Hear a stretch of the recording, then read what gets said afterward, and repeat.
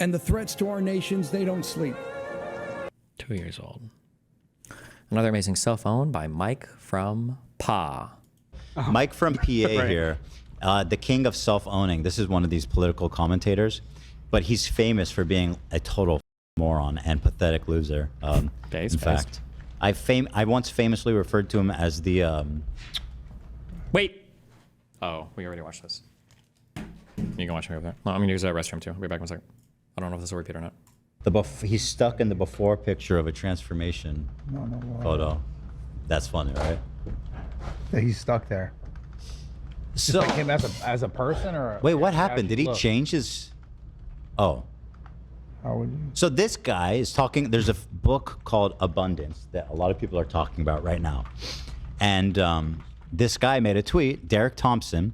How would you swear? I don't think anyone's saying against any of this. Blah, blah. He's making a point to Mike, and Mike says to him, because I've read the book. Have you? Now, would it surprise you if I told you Derek Thompson was the author of the book? Oh, shit. And that is a classic Mike from PA moment right there. Mike from PA here, the king of self-owning. This is one of these political commentators, but he's famous for being a total fucking moron and pathetic loser. In fact, I once famously referred to him as the he's stuck in the before picture of a transformation photo. That's funny, right? Yeah, he's stuck there. So like him as a person, or wait, what happened? Did he change his? Oh. How would you? So this guy is talking. There's a book called Abundance that a lot of people are talking about right now, and this guy made a tweet. Derek Thompson. How would you swear? I don't think anyone's saying against any of this. Blah, blah. He's making a point to Mike, and Mike says to him, because I've read the book. Have you? Now, would it surprise you if I told you Derek Thompson was the author of the book? Oh, shit. And that is a classic Mike from PA moment right there. Mike from PA here, the king of self-owning. This is one of these political commentators, but he's famous for being a total fucking moron and pathetic loser. In fact, I once famously referred to him as he's stuck in the before picture of a transformation photo. That's funny, right? Yeah, he's stuck there. So like him as a person, or wait, what happened? Did he change his? Oh. How would you? So this guy is talking. There's a book called Abundance that a lot of people are talking about right now, and this guy made a tweet. Derek Thompson. How would you swear? I don't think anyone's saying against any of this. Blah, blah. He's making a point to Mike, and Mike says to him, because I've read the book. Have you? Now, would it surprise you if I told you Derek Thompson was the author of the book? Oh, shit. And that is a classic Mike from PA moment right there. Mike from PA here, the king of self-owning. This is one of these political commentators, but he's famous for being a total fucking moron and pathetic loser. In fact, I once famously referred to him as the... Do YouTube clips just replay? Good. Suffer. Wow, I feel like everything is so boring right now. Fuck! Destiny gets an ad. Oh, this is for... I bet it was for the Coinbase thing. It is crazy. One day. Where the fuck are the new LSF clips?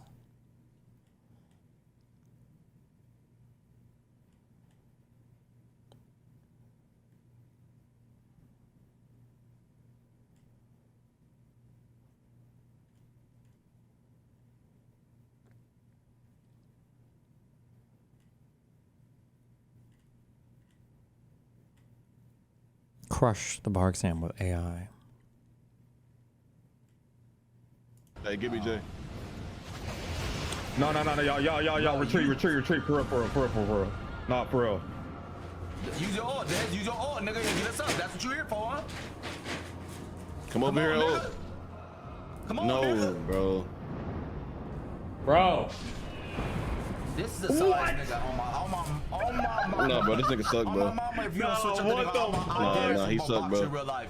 Nah, I need my rules, bro. To God, if you do not switch out that nigga, I'm gonna box your dead ass in real life, bro. Cause that just hit me the fuck up. You're fucking something.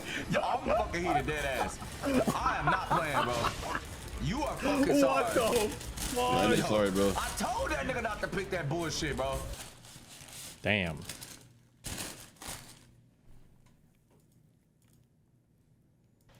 Hey, give me Jay. Wait, No, y'all, is he the YouTuber retreat, for real. who does a skit guy? Oh shit! How long has he been streaming for? Or a YouTube group?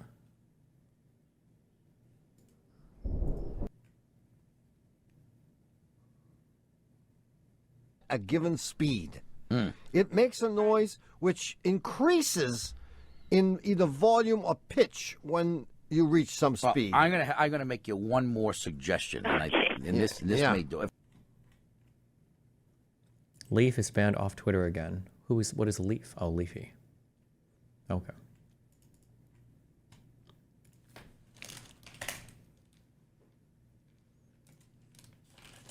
Is there a new JCS video? Is it Amber's afternoon? Is this it?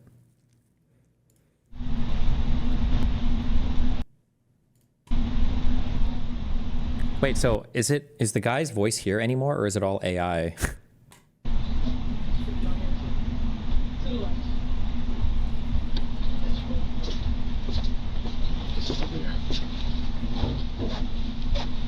I'll have him bring that Gatorade. I'm actually gonna grab water myself.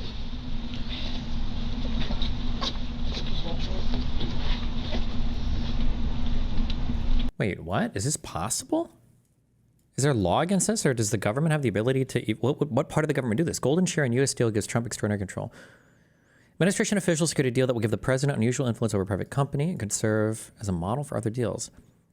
To save its takeover of U.S. Steel, Japan's Nippon Steel agreed to an unusual arrangement granting the White House a golden share that gives the government an extraordinary amount of influence over a U.S. company.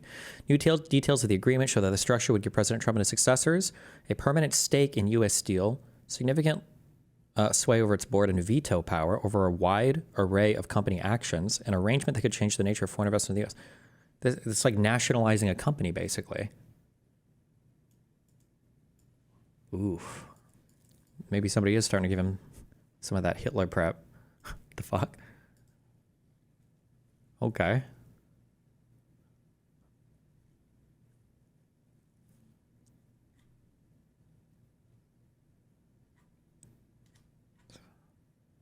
Jesus. You want me to get this first?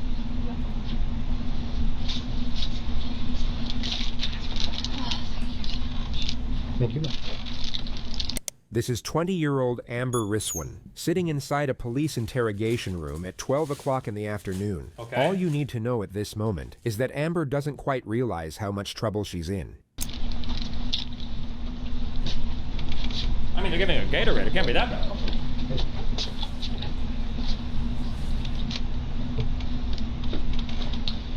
All right.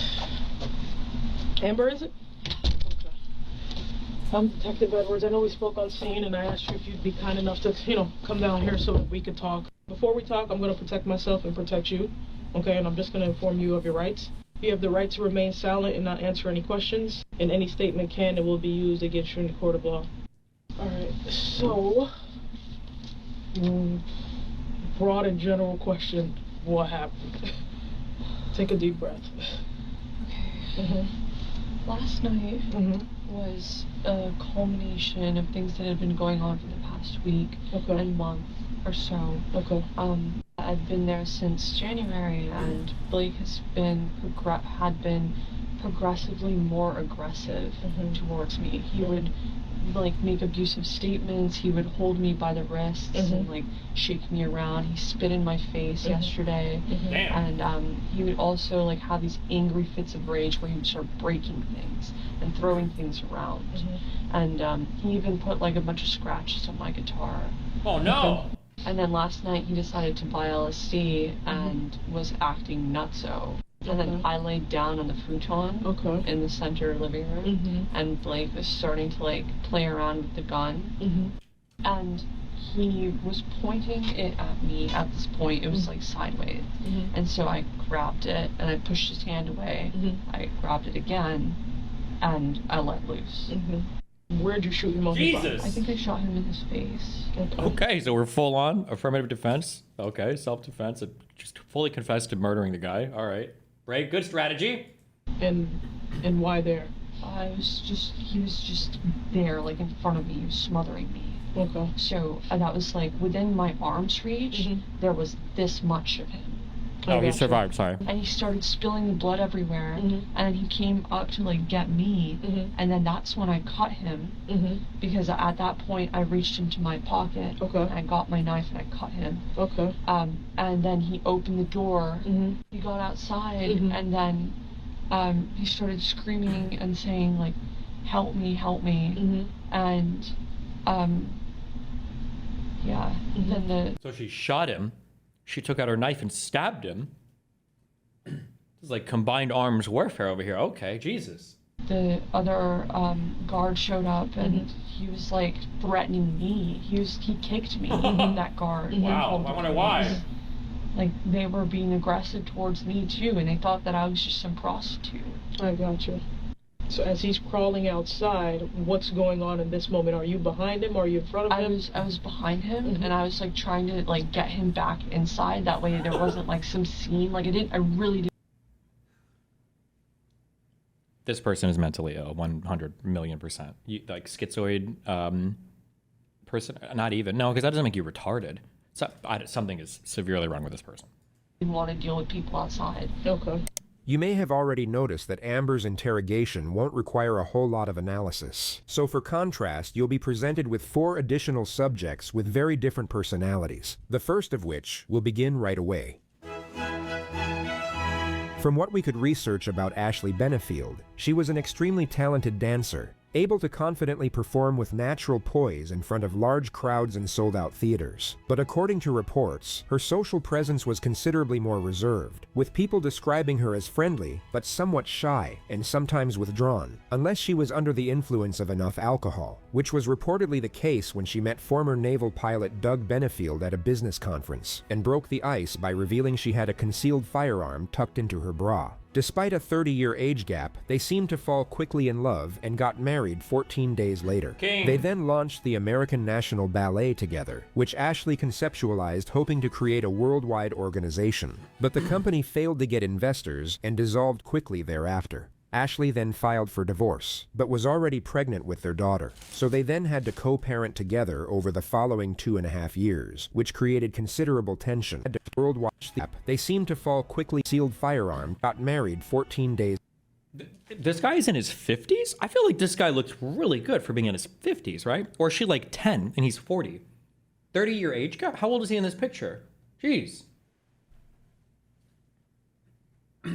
Later, tension, culminating in Ashley shooting Doug in the leg and chest when he was visiting her mother's house. She then ran to the neighbors, claiming that Doug had attacked her and that she had been forced to shoot him. Then she called her attorney, who accompanied her to the police station and informed investigators that she would not be providing a statement. We will. Okay. Ashley, I'm Detective Flonzinski. I'm with the Manatee County Sheriff's Office Homicide Unit. I know that we haven't talked yet, and we're not going to be taking a statement from you. That's fine. I have a search warrant, okay? And your attorney's here. I'm going to give it a copy to both of you so you guys can read it, but I'm going to actually read it to you first. But no one can stop this process, just so you know, because it is a search warrant, all right? You can't refuse it. If you do refuse it, there's actually a charge for that. It's called obstruction to a search warrant.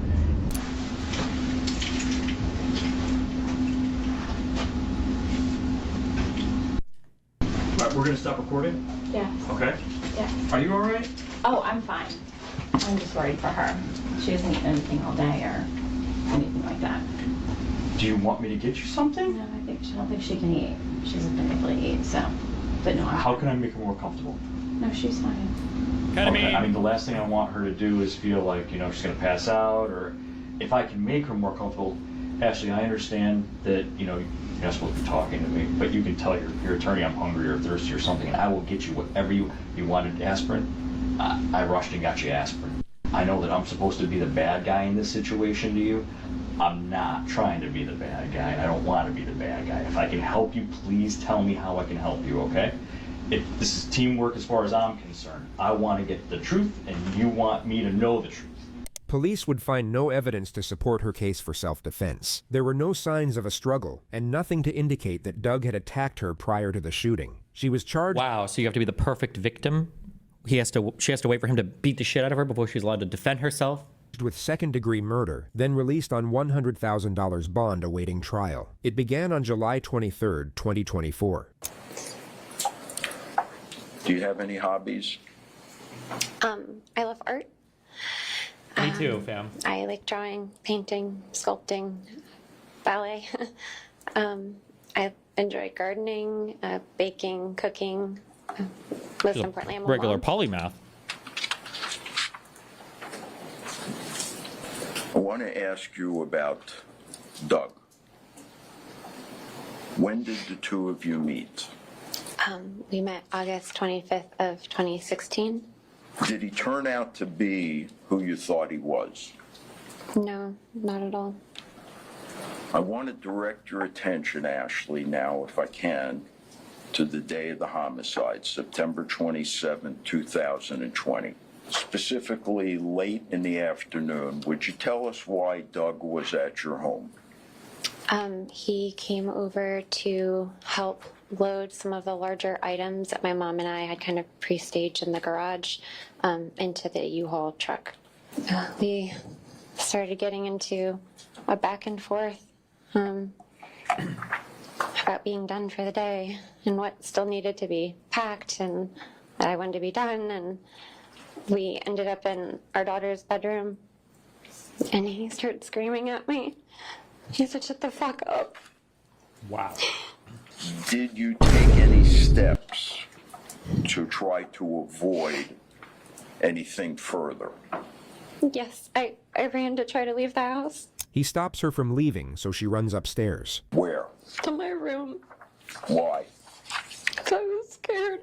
She grabs one of the two guns she had in her bedroom. And what do you see, Ashley, when you look up? Doug was standing in the doorway. His face was red. Like the veins were bulging in his neck. His eyes were black. Does he yell anything at you? He said, "You're fucking done." Damn.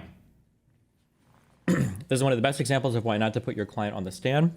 I mean, if she killed him, and it's pretty undeniable she killed him, and she's trying to use self-defense as an affirmative defense, she basically has to testify if she's going to try to win on those grounds, right? So they kind of have to take the stand here.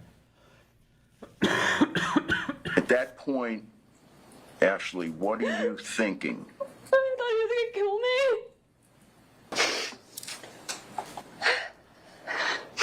If I wore the wrong thing, he would call me a whore or a slut. Oh, no. I feel like I couldn't do anything right. I feel like I had made a really big mistake marrying him. Sometimes he would drive really scary, yelling and screaming at me and like running up on curbs. One time he almost hit a tree.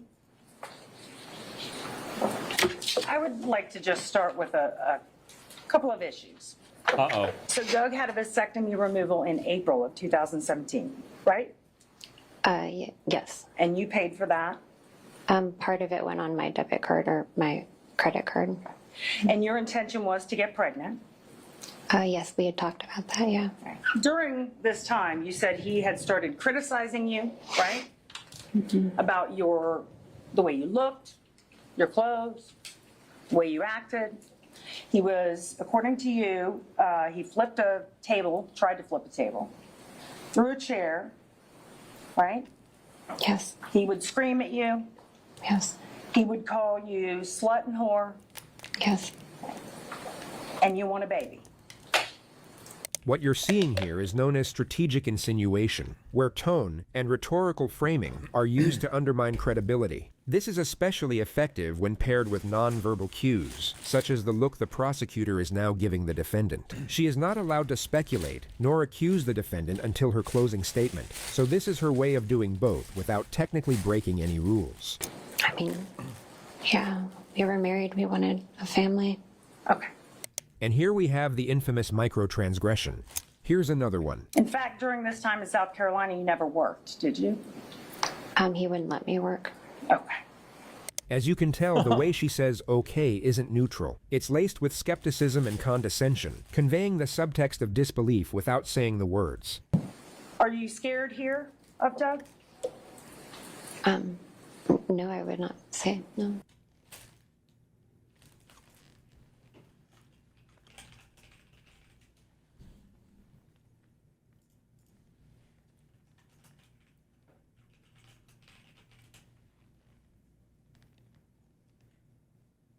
Hold on.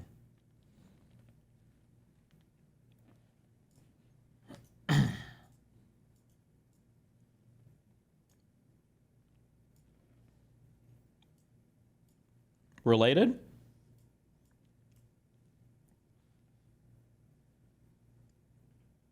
Related?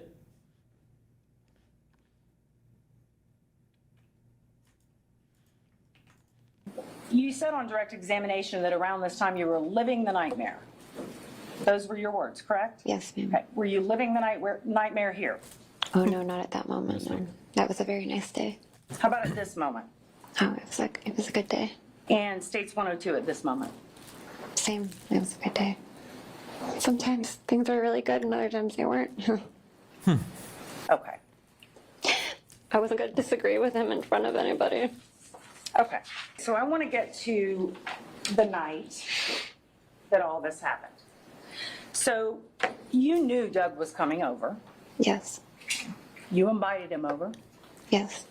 To help you move stuff in the house. Well, specifically stuff in the garage, but yes. And you thought he was going to kill you. He wouldn't let me leave. I tried to leave. He stopped me. The question is, you thought he was going to kill you. Yeah. Where was your firearm? It was in the bin on top of the basket. Okay. And that was not your only firearm in that room, correct? Correct. You had a firearm in the closet. Where's fucking Jane Wick? How many guns does she have up there? The fuck? My carry gun was in my backpack, which was my purse at the time. Judge, if I could have her step down so she can demonstrate. You may. So Doug opens the door and does what? Standing in the doorway, kind of like this. He said, "You're fucking done." And I held the gun out in front of me and said, "Stop." We got into this fighting pose where we turned sideways. And he was moving around with his arms in his hands. And he started inching forward towards me. So he's standing there, he turns to like this and starts moving his arms around. Like that. Well, show me. What was he doing? Kind of I really got like this, and he was making fighting motions. I don't know. I'm not a fighter. I don't know. Okay. I don't know. I'm not a fighter. I feel like if you're gonna float an affirmative defense, I feel like you should read the statute and the underlying elements or whatever as clearly as you fucking can, and repeat those words over and over.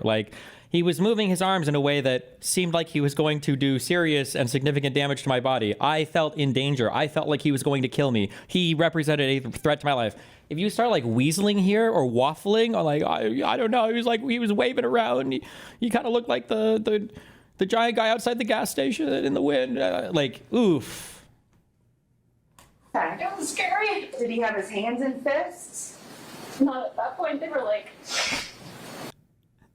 What? He was doing the robot in front of you? Why would you? Jesus. I don't know. So you start shooting, and he falls down. And I just started blasting. True. On his back? His legs went up in the air. Okay, where do his legs go?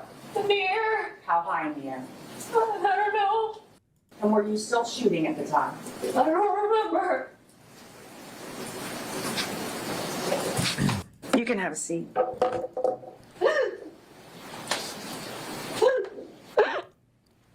Wouldn't you just come off as robotic in front of the jury that you're trying to play? Would you come off as robotic? No, I mean, you don't have to say it in the most robotic way possible.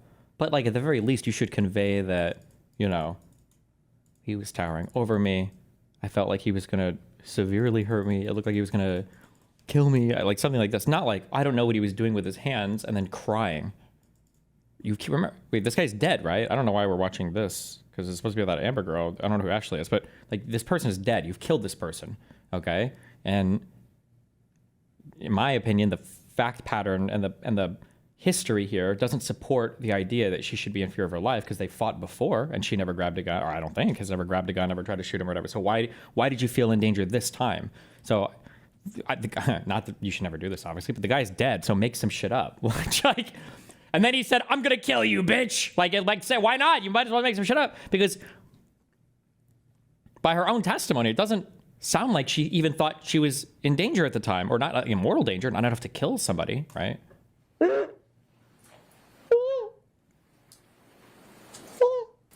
All right, the verdict appears to be in proper form. Madam Clerk, would you please publish the verdict?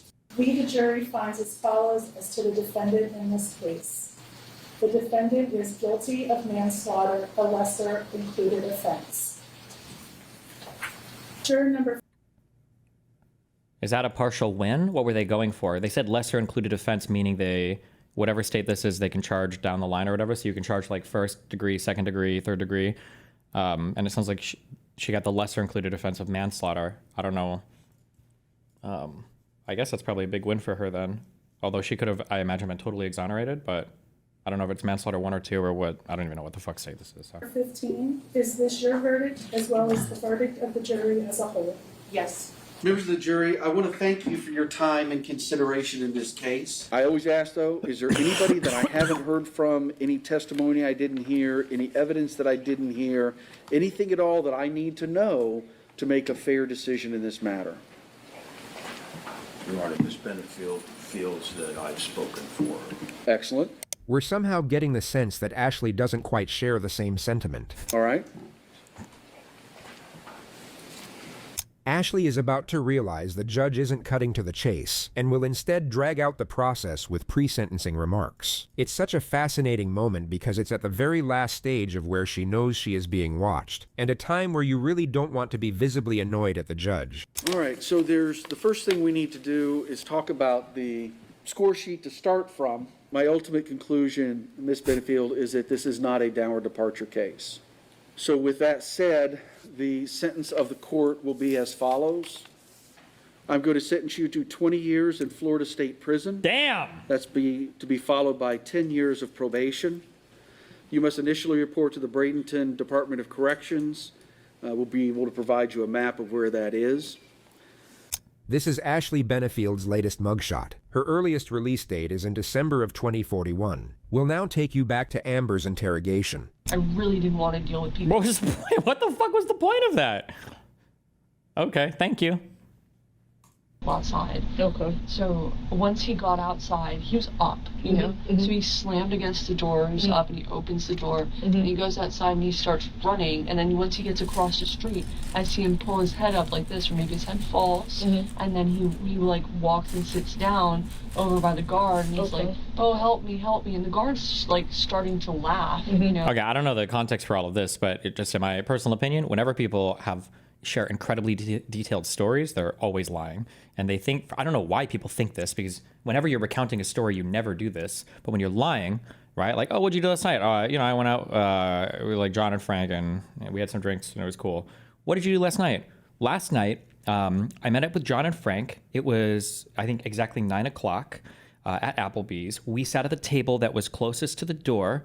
I remember that Frank had his Android phone out, and then I think John ordered first, and it's like, motherfucker, you're making shit up right now. Like, what? This is making your story sound more credible? The fuck? You know? And then the guard kicks me, and they're calling me, they're cursing at me, and so I just go back into the place, and I get the keys. See, now that's where I have to ask you a question, because we had 4 witnesses on scene that said they saw you go up to him and slice his throat. Damn! So what happened with that? Was he doing something that made you perform that action, or what happened with that? He just kept grabbing at me, and he was like trying to like get me to like, I don't know, like be brought down to his level. Okay. I no. I still want to get back. He was still threatening me. Okay, so that's what I want to get into. Is that how he ended up? Because he has it on his neck. Okay, and they saw you literally leaving within seconds behind him, following him, and they identified you, which is how we knew it was you. I couldn't let him just stay like that, you know? I was like, I felt bad. Stay like what? Like just in a state of just like blood spilling from his mouth. Is that after you cut his neck? No. Before that. Before you cut his neck? Yeah. Okay. Wait, what's him just stay like that. Which is how we knew it was you. I couldn't let him just stay like that, you know? I was like, I felt bad. Stay like what? Like just in a state of just like blood spilling from his mouth. Is that after you cut his neck? No. Before that. Before you cut his neck? Yeah. Okay. So before, when he was crawling out of the door and you were following behind him, was he saying anything to you? He wasn't crawling. He was... Like, but this person has to be... I don't understand what's going on here at all. She might not be lying about anything, but she has to be at least... Like I was saying, like autistic or schizoid or something, because or narcissistic. I don't know how you don't hear yourself telling the story and this sounds incredibly fucking bad. How can you say something like this and not realize that the person across from you is going to think you're an actual fucking sociopath saying shit like this? You have to be...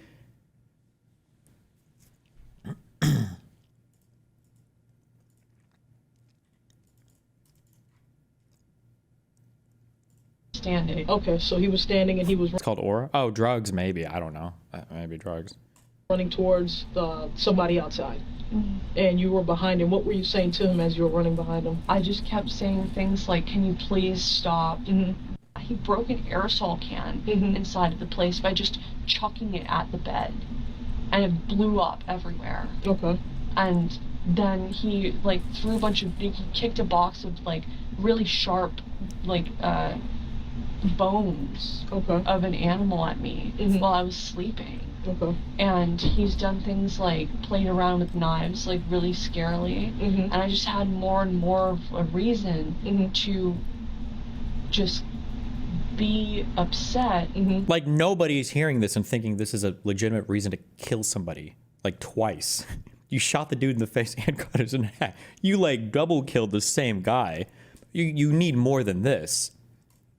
Or to be on edge. Okay. That's really what I mean. Let me get this right. He's in the house playing around with the gun and he supposedly points it at you.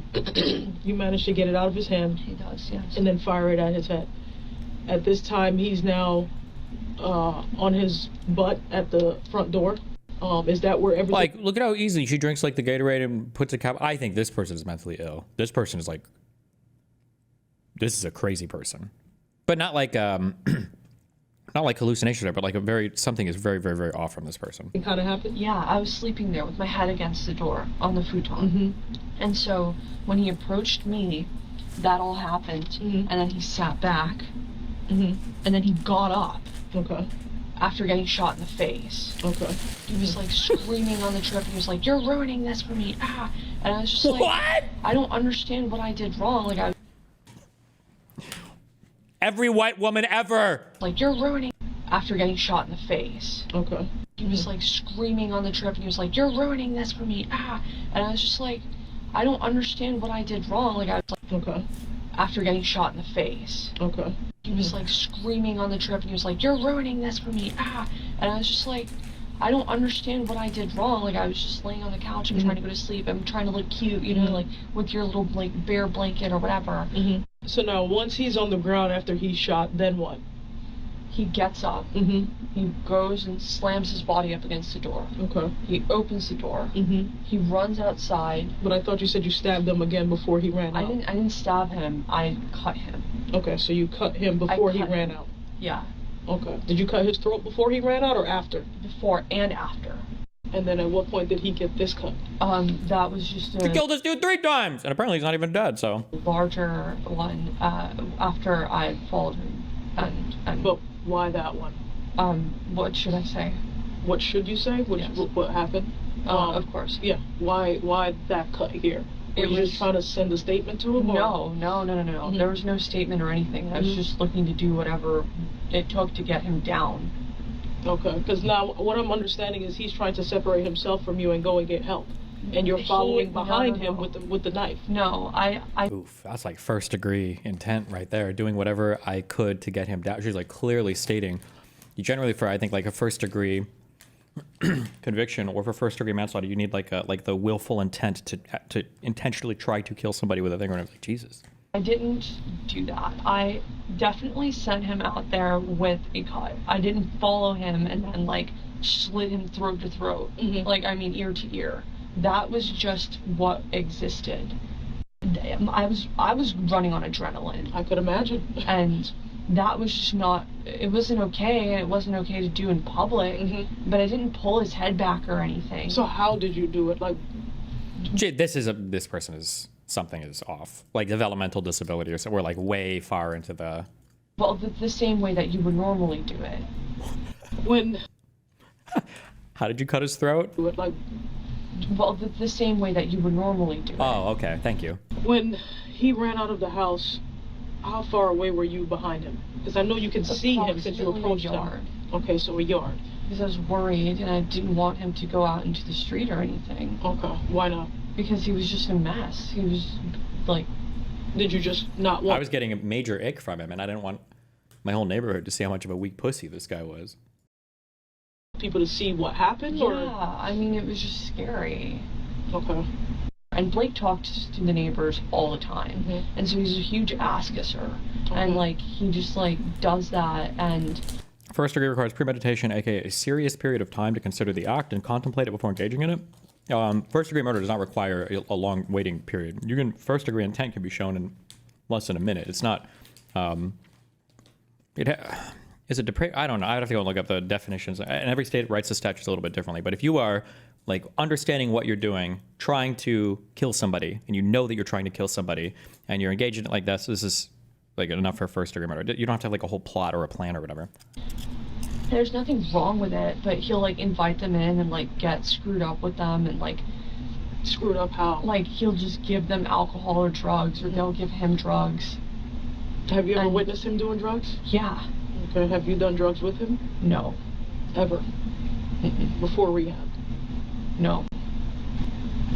She's like, I'm not catching a weed charge here. Hell no. Okay. You wouldn't need a PhD to recognize that Amber is on something right now besides the Gatorade. And on that note, allow us to introduce you to our next subject. This is 19-year-old Erin Moffett, who recently strangled her own mother to death. You have no idea how fucking annoying it is to watch a video like this when it's your client. Why? If you take a client who's already talked to the cops for like an hour, you're setting yourself to be fucked anyway. Different video, yes! With an extension cord while coming down off crystal meth. She and her boyfriend then buried her body in an abandoned oil field. Her mother's landlord reported her missing 21 days later, at which point Erin was asked to come in for questioning. That wasn't important. It was on in my mind. What we're trying to do is just trying to get a timeline. Right. Okay, so I want to start back with what time, when did you move in with your mom again? Oh, wow. How long ago was that? She had been living with her mom for 2 weeks. When did you realize that your mom was missing? I got out of jail on the 5th. Oh wait, that's right. You were arrested on... She was arrested for possession of cocaine roughly 10 hours after the murder. The detective now takes her to the moment she was released 2 days later. Okay, when did you get out of jail from Harris County? At 2:30 a.m. I took a taxi home, and I went in the house and everything was fine. I figured, I just went to my room. Okay, so when did you discover that your mom was The missing? next morning. September 6th? Mm-hmm. How did you determine that she was missing? Because I'm nosy, and I mean, the car's there. My mom, this right here, that trips me out more than anything. Like, I'm freaking out behind her car, and I looked through her, she has this little blue bag, and I looked through it, her wallet was there. All her identification, down to her pills, I mean, everything except her money. Her money was gone. And I know my mom had to have had at least, because rent is due, the rent was due, and I ended up having to pay the rent, and I know she had to have at least money for the rent. Me and my mom, I love her, I do, I really love my mother, but it's a very distant thing. Like, I keep myself very closed off because I have to be that way with her. If I'm not, she will literally, like, there's days when I won't even answer my phone, you know, because she's just crazy with it. She calls me constantly. So, hold on a second. Did you have money for your bond, or did you have someone bond you out? I had money for it. Where'd you go when you got out of jail on the 5th? I came home. That's when I came home. And I went in the house, and she wasn't there. And I'm really upset, because my mom, last conversation I had with her was about drugs. And it really breaks my heart. I want my mom to be okay, but I always say that but, and people hear it, you know, and they're like, why do you always say that? I have a horrible feeling.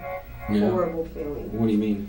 Because, I mean, look at people who do drugs, you know? My mom, all it would take, you have no idea what this on her, oh my God. Like, what do you mean? Her mouth is horrible. She talks so much crap, like threatening, like I'm gonna shoot you crap, like horrible stuff. And I always told her, Mama, you're gonna handle somebody the way you handle me, and they're not gonna be like me. I love you, I'm your daughter. I understand you're crazy. Other people aren't gonna understand that. And somebody's gonna hurt you.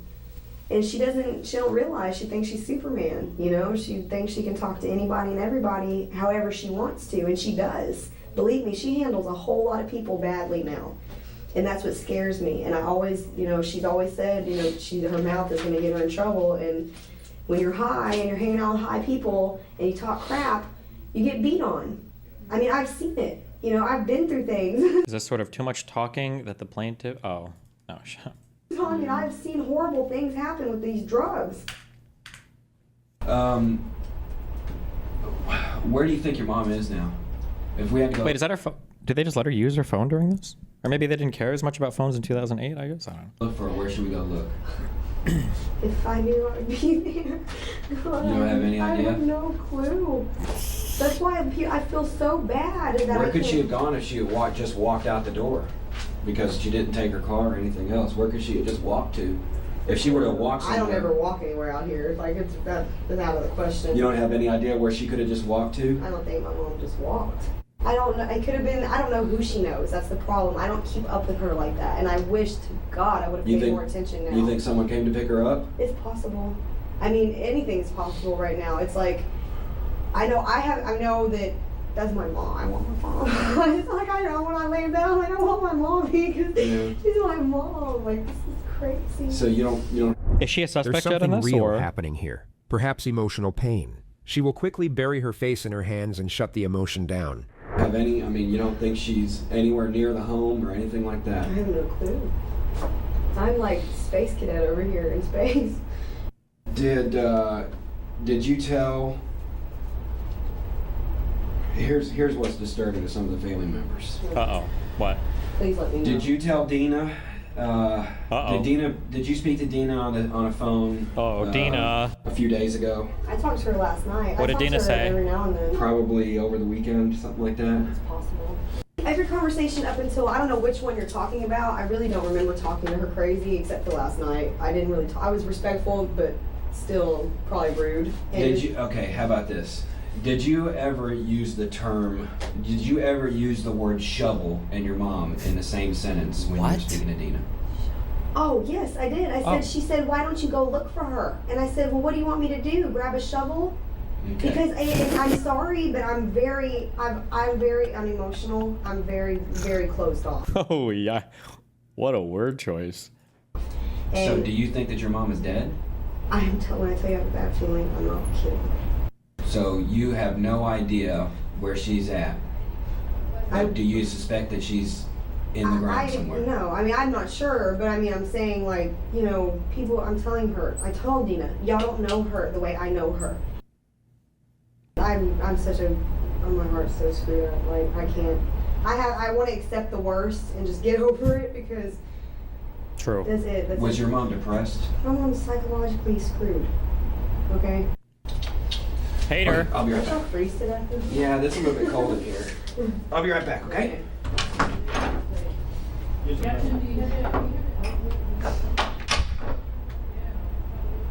When police searched her mom's trailer, they discovered a missing carpet, blood underneath the rug, and a power cord lying right next to where the blood was found.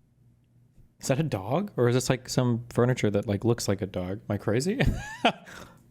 They called Aaron's now ex-boyfriend to come in multiple times for questioning. He would turn up at the police station on the exact day they were set to conduct Aaron's second interview. It had been 28 days since the murder. Okay. Like the movie. Want a drink? Just let me know. Okay, thank you.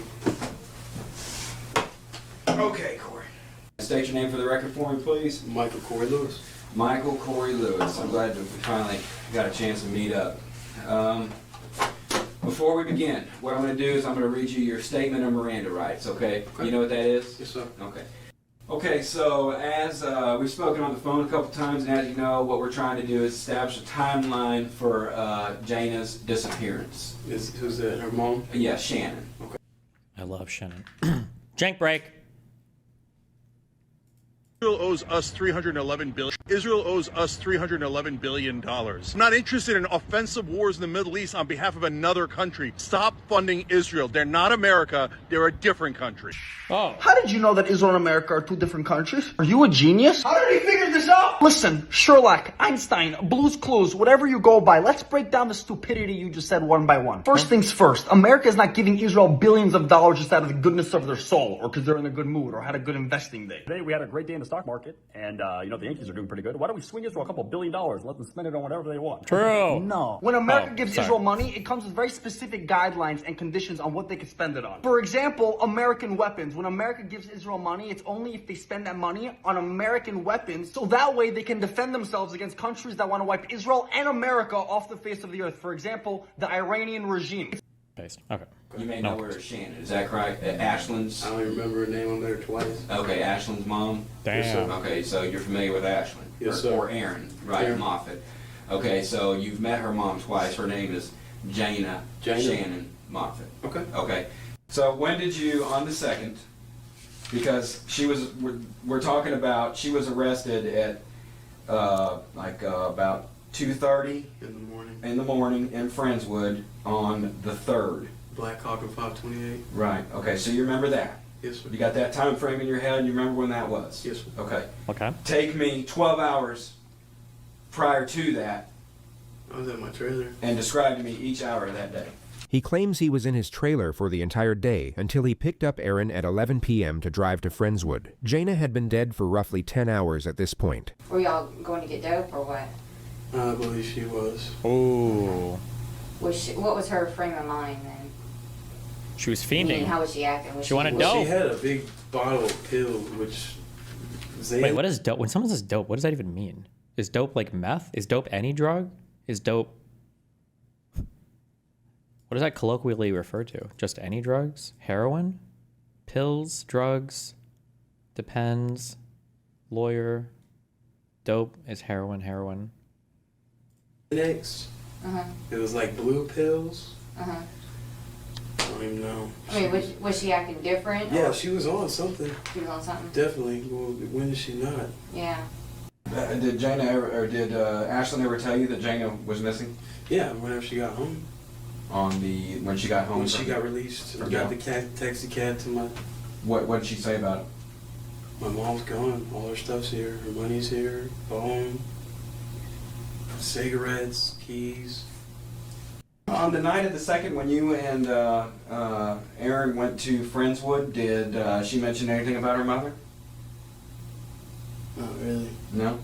She was trying to avoid it, I guess. I don't know. She didn't say anything. I mean, what did she think that happened? I mean... I don't know. She told me that her mom's like a druggie, and she was just giving me all kinds of information that I didn't really care. I mean, isn't she a druggie? It's important to note the detectives are not certain of Cory's involvement at this point. They have no concrete evidence that can implicate himself or Aaron. So everything you're about to see is entirely a bluff.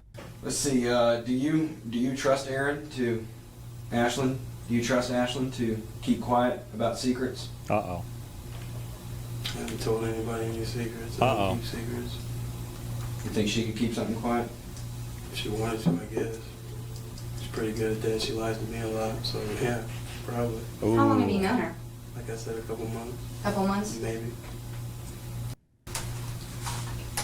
When we do this type of interview, there's there's certain things that we already know the answers to that we're going to ask you, just to make sure that you're being honest with us. So and I'm having a few, I guess I got a few questions about the date on the 2nd. You said you had problems remembering dates, and yet you remember the 2nd.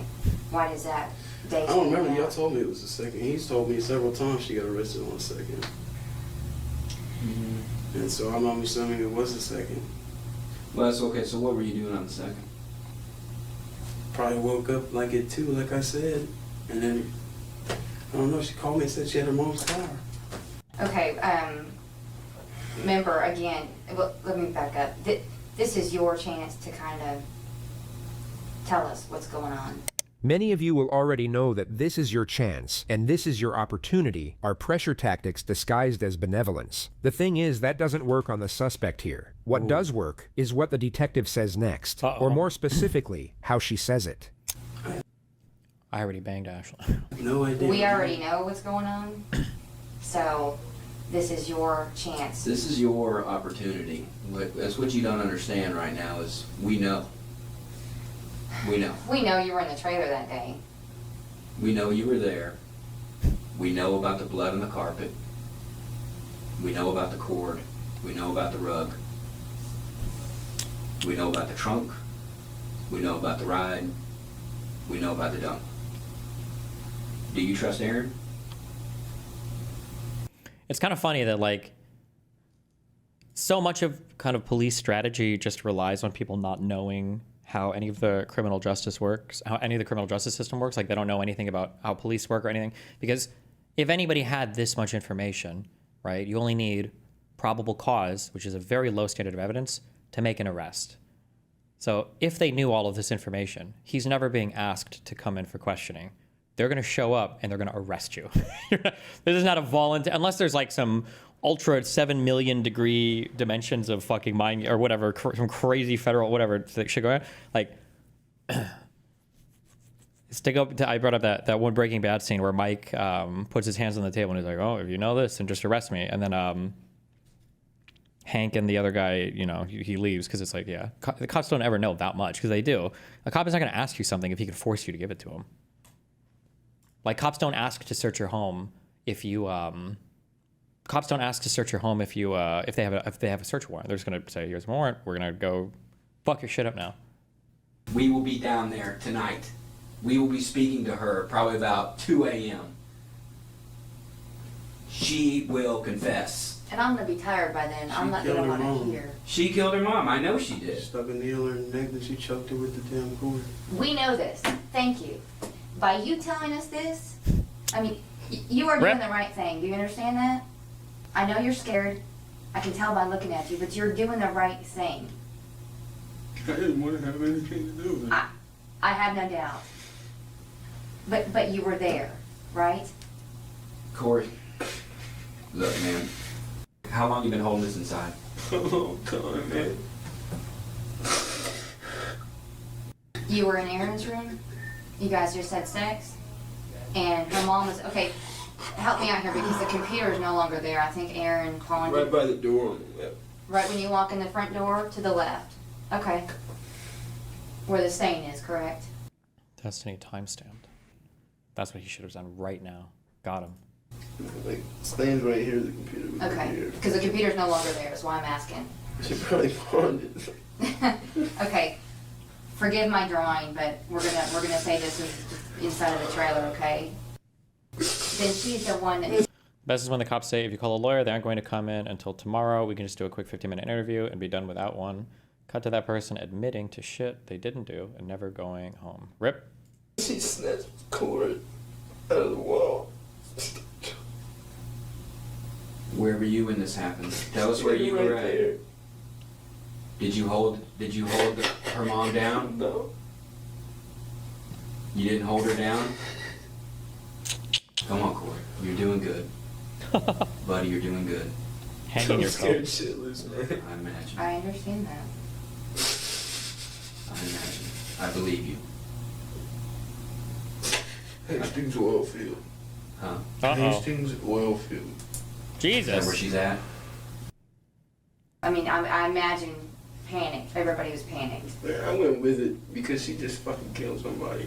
Oh, sure. They take him back to the moment they were both in Aaron's room, just before the murder. And so what happened? Was she talking about what she was going to do, or she said she was going to go out and kill her mom? And she did, and I stood there and watched. What has Aaron been saying after this? I mean, She's been trying to keep me to cover it up. Aaron was arrested the next day and informed that Cory had already told them everything. Aaron, don't say anything until you sign this document. Okay? Because we want to use this in court. The way it should be. Rip. And then you'll have your opportunity to talk. What I did was wrong, and I know that. what do you mean what you did was wrong? Y'all said y'all put Cory in jail already. Why don't you tell us what happened on the 2nd? Why don't you just start on the 2nd and begin to tell me what happened? I can't say this shit. This is fun. Your point. Is this guy as bad as the girl? Feels like in this case he's a lot more redeemable. Well, I mean, there's like two parts to it. You have the actual crime that they committed, and then you'll have the sentencing from the judge. If you I would have to read the state statutes, okay? But like the girl might be guilty of a whole conspiracy to murder, and all of this, and the guy might just be some kind of like accessory to murder, or I think accessory after the fact maybe, or something like that, because he helps cover it up or he doesn't report it. So the actual charge would be less, but also the judge will have the ability to make a consideration when the judge is doing sentencing as well, and everything from your behavior in interrogations all the way up to your behavior in court, your allocution statements can influence maybe how the judge will sentence you, right? To your throat. What did you do? I can't say it. I'm a piece of shit.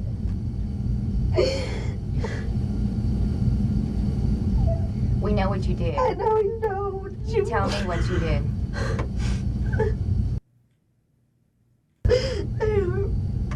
I strangled my mom. You strangled your mom? I got angry at her and I said something stupid, and Cory was like, and people just feed into my negativity, and if you were to just shut me the hell up, I wouldn't say anything, I would be quiet, but he fucking fed into it, and it makes my ego big, and then What did he tell you? He's just like, you know, if you do it, I'll do it too, blah, blah, blah, you know, and I was like, he just held my mom, and I did that to my mom. My mom. I don't know what the Did you kill your mom? with me. Did you kill your mom? Yes. What did they have her sign just before this? My guess is some more, I don't know, some more official version of like a Miranda statement or something. Like, I understand that I have a right to an attorney not to talk, or some bullshit, or something acknowledging something before. I freaked the hell out and started crying, and I was like, I didn't know what to do, and then I guess we realized that we can't leave my mom laying there, and What happened right after y'all arrived to the location? he pulled her out and took her to where the grass was and stuff, and I fell, and I couldn't do it. I just couldn't, and he just put her in there, and then we left. Do you remember what you were thinking? I was pissed off at my mom. We're always fighting about something. It doesn't matter. It's probably her telling me she just talks all kinds of crap, and it's anger that's built up after days and days of dealing with it. And Should we take a break? Sure. Do you need anything? I haven't ate, but Are you hungry? That dude only knew her for a couple of months and was zooted, and she killed her mom right in front of him, 3 + 20 years of life away for some rando on a high. Crazy how life happens. Now she's blaming him. Well, to be fair, for a lot of you guys, because I know a lot of you guys are from coastal places. I'm from Nebraska. It's not really that uncommon that we kill our parents, and sometimes you're in and out of relationships quick. And like, I probably know like 4 or 5 people that murdered a parent in front of a new significant other. Like, it's not the most uncommon thing in the Midwest. I'm just kidding. Trolling. I'm trolling, you fucking morons. For what though? 7 people in chat just took me seriously right now. I don't know. We can get you crackers or chips or something. We'll find something. We'll be right back. We'll get you some crackers. It's interesting how these videos make us want to point out how the criminal is stupid by admitting to shit when, like, really, it's the best thing they could do. Well, it's absolutely not the best thing they could do, ever. You want to make the state prove their case as much as possible, and you want to leave yourself with the best ability to negotiate. Like, you're not going to get a plea deal or anything if you've already left everything on the fucking interrogation floor. Number one. Number two, the reality is there's a couple things going on, but one big thing, we say this a lot, but if you're like working class, this is a bizarre statement. We say this a lot, like, oh, get a lawyer, get a lawyer, get a lawyer. That's a really daunting task. I don't know if people are aware of like how daunting of a task that is. If you're like a working class person, like, get a lawyer. Well, first of all, where the fuck do you get a lawyer at? Most people don't know how to get a lawyer. You see like billboard signs on the street. Yeah, back in my days, you could open the yellow page. Like, okay, so you Google for a lawyer, and then like, what's a lawyer gonna cost? $500? $1,000, $1 million, like who the fuck knows like what a lawyer is even going to charge you. And then keep in mind, you haven't even been arrested, you're just being questioned. So like how many working class people are going to proactively contact a lawyer to represent them during an interrogation that they're doing willingly, where they're not even under arrest by the police? And then a lot of people think that it's a very human experience. Like if I ask for a lawyer, I feel like that makes me sound guilty. But if I just like offer you up a bunch of information, maybe it makes me sound more innocent. Like there's a lot of hurdles here that, in a way, I think almost kind of fuck over your right. No, I don't want to say fuck over your rights. It's just it's a difficult thing. And I don't even know if you're guaranteed a lawyer. I doubt it.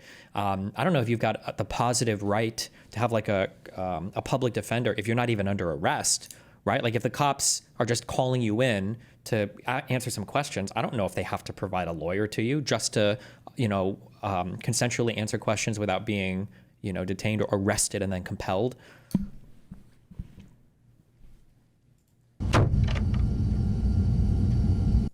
So was this his idea or your idea? Mine. Yours? But he was right there with me the whole time. What do you think should happen here?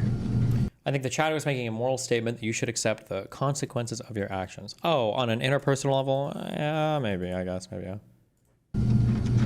You've already said you understand what you did was wrong, correct? What do you think should happen? You have a right to an attorney as part of the Miranda rights? That's if you've been arrested, though. But I'm saying, like, for instance, like the beginning of this interrogation, like right here, this girl wasn't under arrest, I don't believe. They just brought her in and asked her questions. So she can't like demand a lawyer at this point. She would have to pay for one. And the problem too is if you're smart enough to pay for one, you're actually not going to get a lawyer here, because if you know what happens, like if you were to pay for a lawyer here, what would happen is you pick up the phone and you say, I want to get a lawyer, and you pay, and then the lawyer would come down and like, okay, well, what's up? And then you'd be like, okay, well, I'm not under arrest, but they want me to answer the questions. And the lawyer would be like, oh, well, just don't talk to them and go home. You'd be like, are you sure? Yes. Okay. And then that's it. Because unless you're under arrest, there's no reason you have to say anything. The fucking cops, right? You don't have to. So there's not even like, so it's almost like a circular self-defeating argument. You really should just never, I mean, if you're trying to maximize your own rights, you should just never, there's a balancing test here. It's not that simple. Because I don't want to say you should never talk to the cops ever. Because there might be a time where you can provide valuable information to help somebody, or if there is somebody who fucked up, really, just be careful. You generally just don't. If you've done, especially if you've done something wrong, or if you think somebody thinks you've done something wrong, like, She just talks all kinds of crap, and it's anger that's built up after days and days of dealing with it. And should we take a break? Sure. Do you need anything?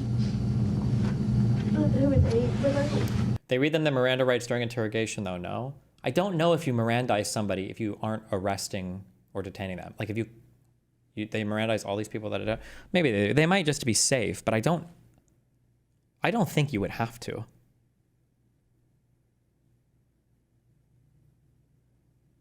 There's no, I don't think you would have to. If a cop pulls me over as part of a traffic stop, and then he detains me because he sees like weed in my back seat, and then I start saying some crazy shit about like the guy in my trunk, like, yeah, I killed him or whatever. It's not like, I think he can use that. I don't think he has to Mirandize me, or like because he didn't Mirandize me, nothing I said counts. Do you have to Mirandize someone before you can ask them questions? Not arrested.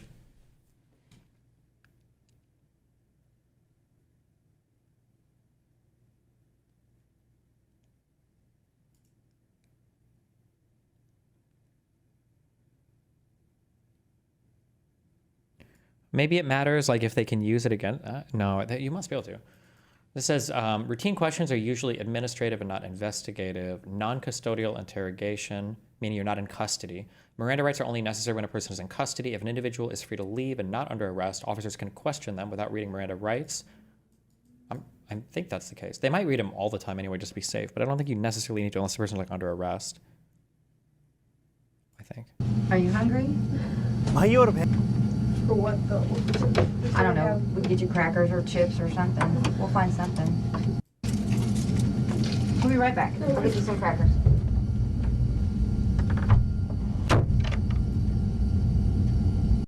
So was this his idea or your idea? They can also just Mirandize you and then ask you the question again. Sure, maybe. Yeah. Mine. Yours. But he was right there with me the whole time. What do you think should happen here?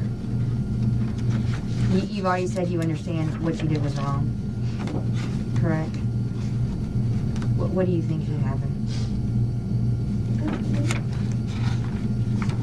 I mean, do you understand the severity of what's going on? You do. What typically happens in this type of scenario? People go to prison. I know I'm in trouble. And I deserve to be in trouble. I just don't. Why do you feel like you deserve it? Because look, my mom. My mom.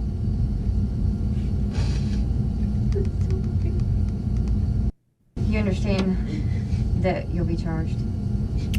They'll always Mirandize you if they think they're going to get what they need to charge and sentence you. So anytime you're Mirandized, get the lawyer. Yeah, but I'm 100% positive that you can incriminate yourself without being Mirandized. I don't think I've ever been Mirandized by federal officers before, but I've been visited by the FBI enough to know that they're asking questions where if I say the wrong thing, I could give them PC to start searching my shit or maybe arrest me if I say something really retarded. Like there's no shot that like an officer comes to my house like, have you made comments about blah, blah, blah? I'm like, yeah, I want to murder motherfuckers. And that's why I got the guns to do it. And they're like, slap the cuffs. And I was like, excuse me, you didn't Mirandize me. JK, by the way, that was a joke, LOL, you know? For homicide. Do you understand that? Yeah. For killing your mom. Rip. Also, 2008, we had better cameras than this. What's going on here?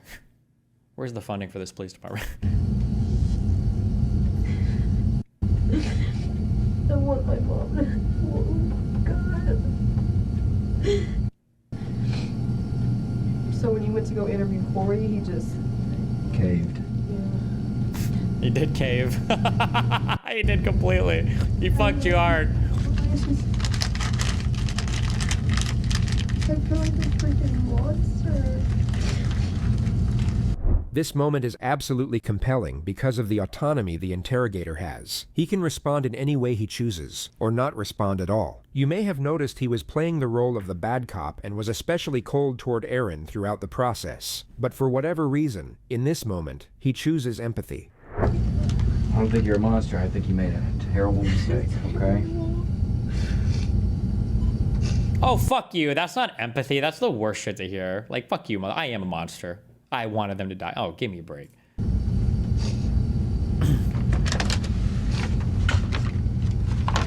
Was this your Coke? Yeah.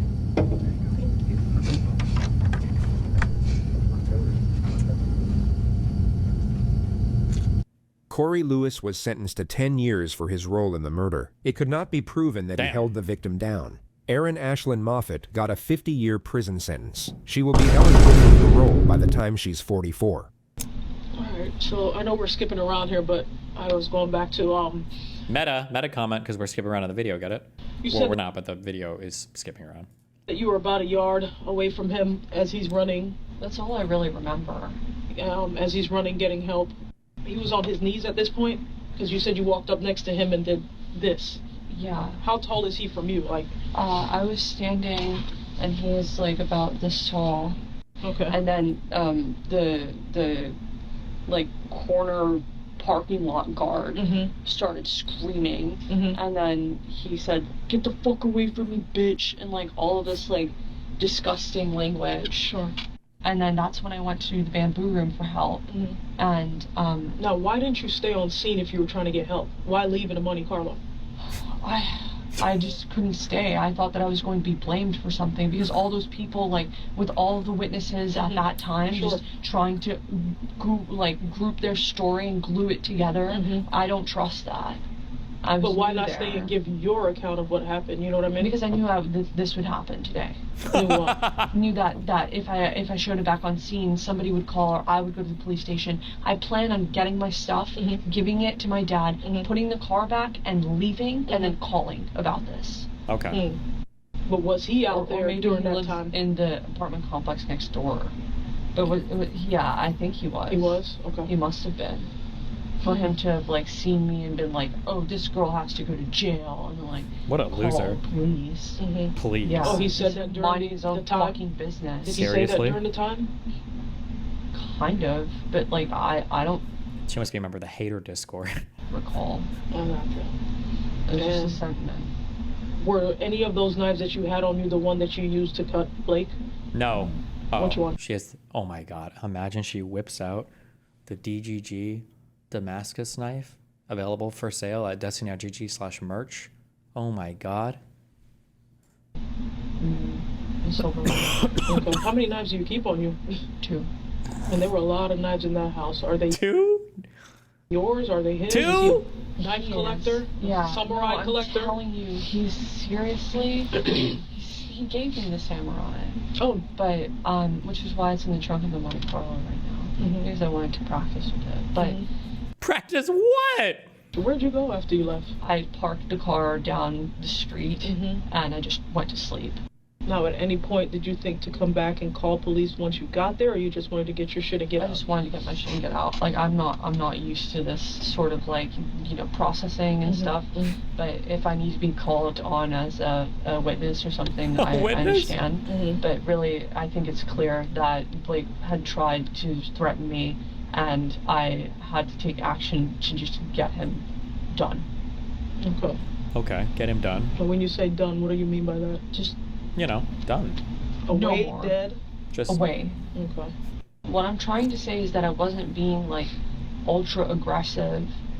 So by him bleeding, because you said you couldn't wait to see it done. No, as in I could not stay around it like without like checking to see if this guy was not going to get up again.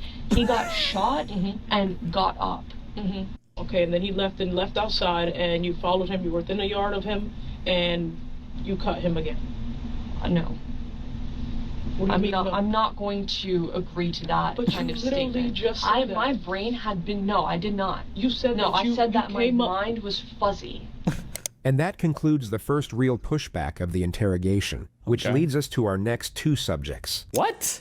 What is happening? Do you mind if I keep the door closed? If we actually have people walking by, and is that cool? Yes.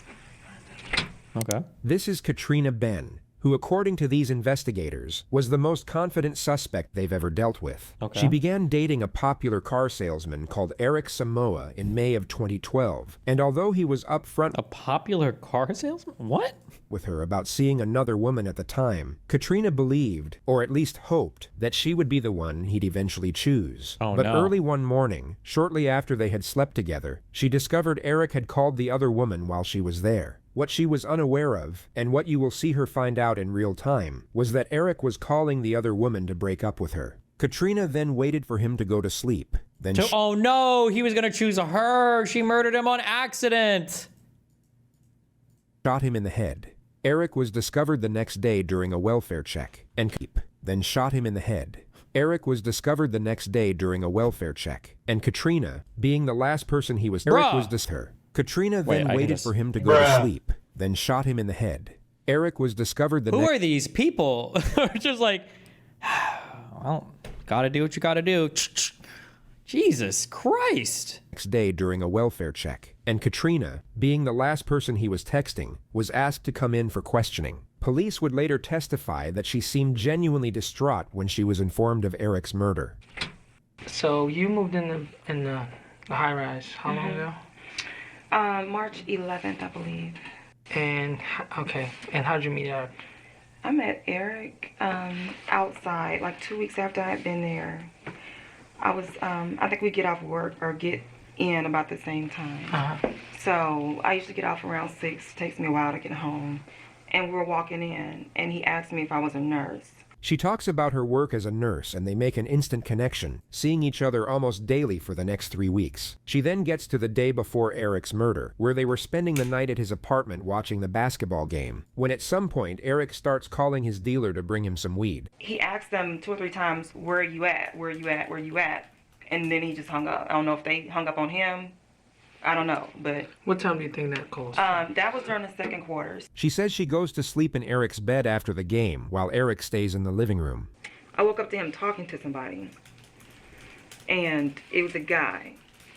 And I don't know how he knew I was woke. Maybe I coughed or something, I don't know. But I rolled over, and he opened the bedroom door, he came in. And as he opened the door, I could see who I think is the guy from the apartment, like, walk by to go to the couch. Okay. The person she just mentioned is Eric's drug dealer, who she's now trying to pin the murder on. She says she goes back to sleep, then wakes up the next morning. It had to be right at 5. It had to be right at 5. Eric's in the bed, and I hear somebody using the bathroom. So the guy's still there, obviously. He used the bathroom. I'm a nurse, so I'm going to notice if you use the bathroom, you don't wash your hands. So use the bathroom. I didn't hear any water running out. Uh-oh. She gets her stuff and goes to leave, and while she's walking out of the apartment, she feels someone push the door shut behind her. And when I felt the nudge on the door, I thought it was Eric coming behind me, because he usually walks me to the door and locks the door. But you didn't see him come up behind you, like to the front? No. I went out the the bathroom and immediately made a right. Yeah, like I wasn't trying to look, see him, or anything. I was just trying to leave. So I walked out the bathroom door and grabbed the front door. And as I was going out like this, like my hand is pulling the door to, the door started pushing up. Like somebody's trying to help me close the door, you know. I thought it was Eric trying to come to the door, like, where are you going? But I saw, like, this side of the guy. I knew it wasn't Eric, his little skinny arm. But I did put, like, dude almost hit me in the ass with the door when I left. LOL, you know. See that? LOL. Right here. Oh, that's good. She's got corroborating. Wow, that's crazy. Okay. This is rock solid. This detective would later testify that he believed Katrina was innocent by this moment. The truth is that she had sent the text message after Eric was already dead. Katrina left soon after this moment. The investigators then... Damn! Okay, we got a sophisticated liar. That's a believable story. She had a text message to corroborate that event and everything.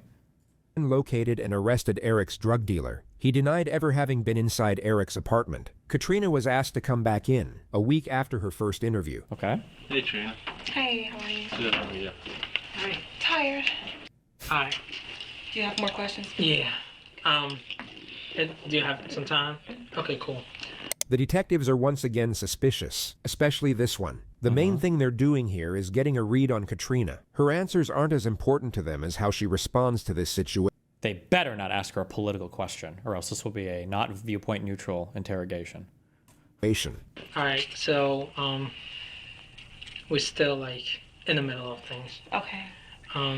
And like I told you before, you shed so much light on Eric that, you know, we haven't gotten from a lot of people.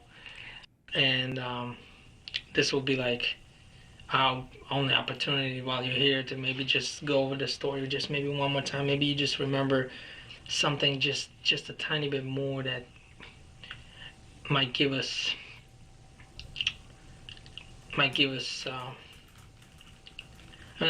we need to arrest the Is there person something responsible. in particular you just want to know? What Katrina is doing here is very rare. She is confronting the unspoken tension instead of avoiding it, and dictating the atmosphere as a result. Okay. She's sitting in a room with the 2 lead investigators for the murder she committed, telling them to cut to the chase. Because that's everything that I said before. You can ask me anything. Really, I think if he could kind of go through the story again over the last, I think it was like Thursdays where he started. Because we're trying to establish like everybody he talked to, was with, Is this a camera? place he went. Yeah. You guys recorded it, right? The first one? Yeah. Right. No. We had oh no! Follow-up questions from your first Okay, interview. well, just ask me what you want me to know, because I don't want to go through all this again. That was a long time. I don't want to go through it all again. You can just ask me directly. I don't care. Ask me anything. Ooh, she forgot the lie. Not good. Not good. Did he grab the door anywhere? Do you remember? He apparently had to be touching it. I don't know. He was shutting the door. He was touching it somewhere. So you got out from the bedroom, through the closet, and out that way. And he came up somewhere from the living room area, and we on the way touched the door. Alright. Do you remember any phone calls he made, like say after midnight that night? Because there's a couple like unknown numbers that we're trying to figure out who they were. Yeah. And I went to sleep after sex, so he might have been up on the phone. I have no idea. Okay. The last thing they do is bring her photographs of Eric's apartment to see if anything is out of place or missing. So when did it sink in? Last night. Really? You're pretty much numb on all day yesterday. Yep. Very tired now. Wow. I know the feeling. We've been pretty much working around the clock for about a week now. She doesn't see anything worth mentioning in the photographs. Think he was the one? Eric, do I think he was the one for me? Actually, That two-time no. motherfucker? But he was trying to convince me that he was the one. Really? That's why I was like, I don't know. I mean, we got closer and closer. We were very close. But I knew he was a ladies' man. Ooh. I knew he was a ladies' man. Ooh. Katrina left the interrogation room, and the case went cold for over a year. Then, out of sheer luck, a gun was found in a ditch roughly 2 miles from Eric's apartment, and What the fuck is this? Anybody know? Micro-compact? What model? What is this? ballistic testing confirmed it was the murder weapon that killed him. The gun was then traced to its last owner, who was Katrina Ben. She was arrested and charged with first-degree murder, then interrogated by the same detectives a week later. She was unaware of the evidence they had against her, and RX 174. Good one. First question was if she had a gun. She said she did, but couldn't remember the last time she saw it. Well, wouldn't you agree that it's pretty important to know where your gun is? Nah. It is. I totally agree. But I don't want to make up any stories. I've learned when I try to make up stuff, it just doesn't. So then, It's in my possession. where did you originally obtain the gun? At a pawn shop. Where? Columbia, Mississippi. What do you remember about when? Columbia like a city or Columbia like the country? What? Where? Columbia, Mississippi. Like Ohio is a city? It must be like a city in whatever state they're in. What do you remember about when? No, that's Columbus, Ohio, not Columbia. There have to be a lot of cities named Columbia in the U.S., right? 2003 when I had the soccer. 2003, 2004, a long time ago. You're pretty quick. Yeah, I am just answering questions. Right, pretty. Oh, she said Columbia, Mississippi. You good. Trina, you are good. I'm telling you. It's easy to tell the truth. We found the gun. Okay? Oh, and you know where we found the gun. Okay. Okay, and this is basically, this is what it's going to come down to, okay? Okay. You can continue to go through this Okay. as you didn't kill Eric, or Okay. nothing And I happened did between. not, absolutely did not. Okay, let me tell you how it would look like too. You see how bad that looks? Uh-oh. It doesn't make sense to me. Okay, well, let me tell you this. You don't think this is your gun? You think I'm just like making it up? I mean, I really and honestly do. Okay. So I don't know how would anybody have my gun. We didn't have Nobody any did mutual have your friends. gun. You had your gun. Okay. And it was you. Trina, let me tell you. I mean, there's not just. I that. respect you doing your job. I do. Your gun, the gun that's registered to you, that you, we have your signature where you're getting the gun. Yeah. Is the murder weapon? That alone. There's no. I'm sorry. We I have no you doubt. saying that you think I'm good and I'm smart. What else did you learn about him that night? That's it. Eric's an awesome man. Did you? I absolutely miss Did you hear him arguing with his girlfriend? Oh, no. Ooh. Uh-oh. What about other women? Why would he argue with his girlfriend? I don't know. I didn't even know he had a girlfriend. But he was talking to her on the phone while we were said he with called, one of you said he called a girl at 2 in the morning or something like that. He was actually breaking up with her on the phone. You'd be forgiven for thinking this moment belonged in an ancient poem or a Greek tragedy, but unfortunately, it's a true story with a real victim. Yeah. Wait, would Shakespeare be like an ancient poem? How far back do we have to go to find plays or poems? Okay, come on. That wouldn't upset me. No? No. Well, did he ever do anything that upset you? No, never. Eric was absolutely amazing. And I wish I would have known how he really felt. I wish I would have believed him. You know, when did he you told tell me us he was in before love with that me. he tried to, because you guys have an argument? They had tragedies before Shakespeare? Well, yeah, but you wouldn't have to go back that far to find an example. No, what the fuck? Oh, Eric never argued with me. I would rather sit here and say, oh, you think I did it? Well, he, I don't know, stole from me or killed my father or something. Eric did nothing. He did nothing. I can't even make anything up. Eric did nothing. So what would your best He did nothing explanation but be pull his as heart to out to how me. your gun was used to kill him and you were the I last have person no in the idea. apartment? I have no idea. All right, then you are going to go down. Like in 5 years I've been doing homicide as the most cold-blooded person I've ever had to deal with. Let's go. Katrina Ben was found guilty of first-degree murder at trial. She was then sentenced to life in prison without the possibility of parole. Damn! Katrina's level of confidence and composure under certain moments of pressure is what makes her a very unique case study. So in keeping with the structure of this video, our next subject will be very different. Right here. I think they're gonna bring him down this way. Okay, well I need him to be here now. I saw my father's car outside and I'm not really sure why he's here. Okay. Your father's car? Yeah. He's safe right now. Who is he with? He's gonna be with an officer right now, so. Okay, because the previous officer that I spoke to on the phone said that he was with my sister, and she doesn't have custody of him either, because she's not his guardian. Okay. So I need to know where my kid is, and I need to know what's happening, because nobody's telling me anything. Okay. Fair enough. I don't know what's happening either. I just got here as well. I was just told come I just clocked walk in. you in, so I'm sure they're bringing somebody down. We're going to tell you what's going to happen. Do you want to take a seat for a second? You can stay standing if you'd like, but... This is 26-year-old Devin Shriner, who 5 hours and 7 minutes prior to this moment shot her ex-boyfriend, Jason Schaefer, 3 times while he was on his postal route. Wait. Shot her ex-6-year-old Devin Shriner, who 5 hours and 7 minutes prior to this moment... Okay, 5 hours ago. All right. Shot her ex-boyfriend, Jason Schaefer, 3 times while he was on his postal route. The reason she did this was because she found out that Jason had filed for increased custody of their 5-year-old son and had started dating her own sister within the same week. Bruh. Devin is herself a postal worker, so she thought that by leaving her postal scanner 20 miles from the crime scene, she would have a simple alibi, that she was at work during the time of the shooting. The issue is that she underestimated how easily her movements could be tracked, as her own vehicle was caught on CCTV just a few blocks from the crime scene, identified by a missing hubcap on the passenger side. She was also captured on multiple cameras running back to her car from the shooting. Now what you just saw, as Devin entered this interrogation room, is her entire strategy. She will lean into this emotional front of supposed anger over her son being taken out of school without her permission, which on paper seems... Do you think at some point in this she's like, God, it's actually literally the fucking going postal meme?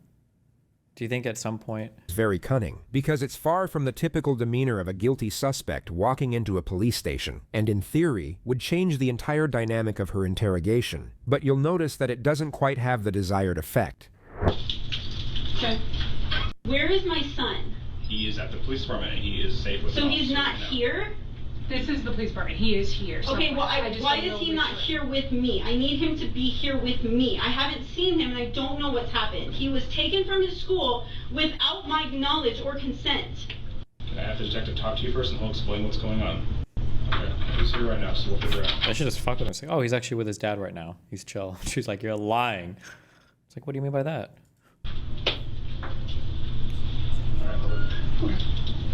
All right. Thank you. Mind if I shut the door? What the fuck is this room? Can somebody show me what the other... This looks like a large closet with a couch inside of it, or a chair. What is this room? I mean, I don't really care. I want my son. The reason that Devin's strategy is about to fall apart has everything to do with this detective, because he basically doesn't give a damn. He clearly feels that he already has enough evidence to close out the case, and will communicate almost exclusively with sarcasm and passive aggression. You're about to see him blatantly accuse Devin a total of 7 times over the course of this footage. Yet instead of confronting the elephant in the room, as we saw with Katrina, Devin will avoid it at all costs, and cling on to this feigned state of annoyance as her escape route, each and every time, and it's absolutely fascinating to watch. Where is my son? I'll tell you everything. How about that? You're Devin? Yes. Am I pronouncing it right? Yes. I'm Steve. You can call me Steve. We gotta kind of step back here a little bit. I gotta tell you some bad news. Your ex-boyfriend, is it? Ex-husband? I just call him my son's dad. Son's dead. We were never married, but he died today.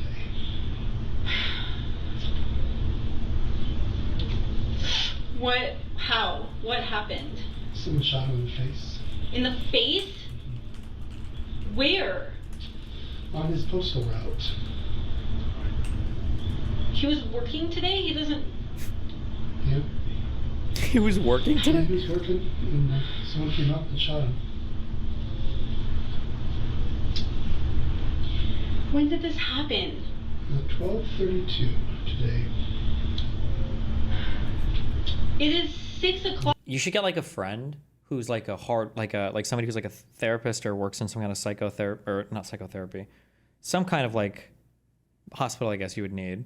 And after you kill somebody, you should try to meet them ASAP and do like a electroshock therapy, because that, I think it like will induce like short-term amnesia, and then you forget everything. And then when they bring you into here, it's like in Death Note when Light forgets the Death Note. Then when they tell you these things, you can genuinely be shocked, and you don't have to fake anything and ask retarded questions like you're trying to make up some kind of fucking reaction. Fuck. Yeah, because the case is so... He got shot. He got shot? I didn't even know he worked today. Serious. I don't want to do anything to violate your rights. Anything like that. So everyone that my rights and my son's rights were violated when you took him from school and did not contact me. Yeah. So that's what I want to talk to you about. Okay. So let me read you your rights, just so you know what they are. Have you ever seen cop shows? Yeah. They're on like every night. And these are the same rights. I'm going to read them to you, although you probably know them. Have you seen? So let me read them to you. Can I still call you Devin, right? Yes. All right, Devin, let's get through this. Devin had the right to remain silent. So I want to talk to you about this case. I need to see my son. We need to figure out what's going on and how your husband, how your baby's father died. And I don't want to turn over the ex to the baby until I know that everything's legit and that you're calm and that you're rational and you're not a crazy person, because I've never met you before. I'm not calm. My son was taken. Nobody told me that. I don't know if you're calm or a crazy person or whatever. And she's like, well, I'm not calm. Anything happened. My son was taken from school by either police, and I was not informed, or by somebody who is not legally allowed to pick him up from school. Yeah. So here's what's going on. If the ex-husband shows up at the school and the wife's dead, we're not going to release the kid to the ex-husband who just killed the mother. That's going to put the kid in harm's way. So that's just standard police 101 business. But nobody called me. Yeah, because when did you pick him up you're from the school? prime suspect, buddy. Okay, I called his daycare at 5-ish, and she said he was still there. When we got a homicide like this, we had a lot of people working on it. Okay, but then nobody did. They have my contact information. Yeah. So they couldn't have said. Yeah, you're not listening though. We didn't want them to release the child to you. Don't release him to me. But you could. Nobody even told me his whereabouts. Well, I thought he was with his father. The police escorted him back here. The child is being interviewed by forensic interviewers. He should not be interviewed because I didn't give consent for him to be spoken to. He's a witness, so he doesn't need consent from a person. Was he there? Was he in the... But he's going to tell us about the relationship between you and his father. But I don't... Consent. You don't understand. He's 5. Well, he might not have anything to say. But No, I don't understand how this can all happen without me even knowing that anything happened in the first place.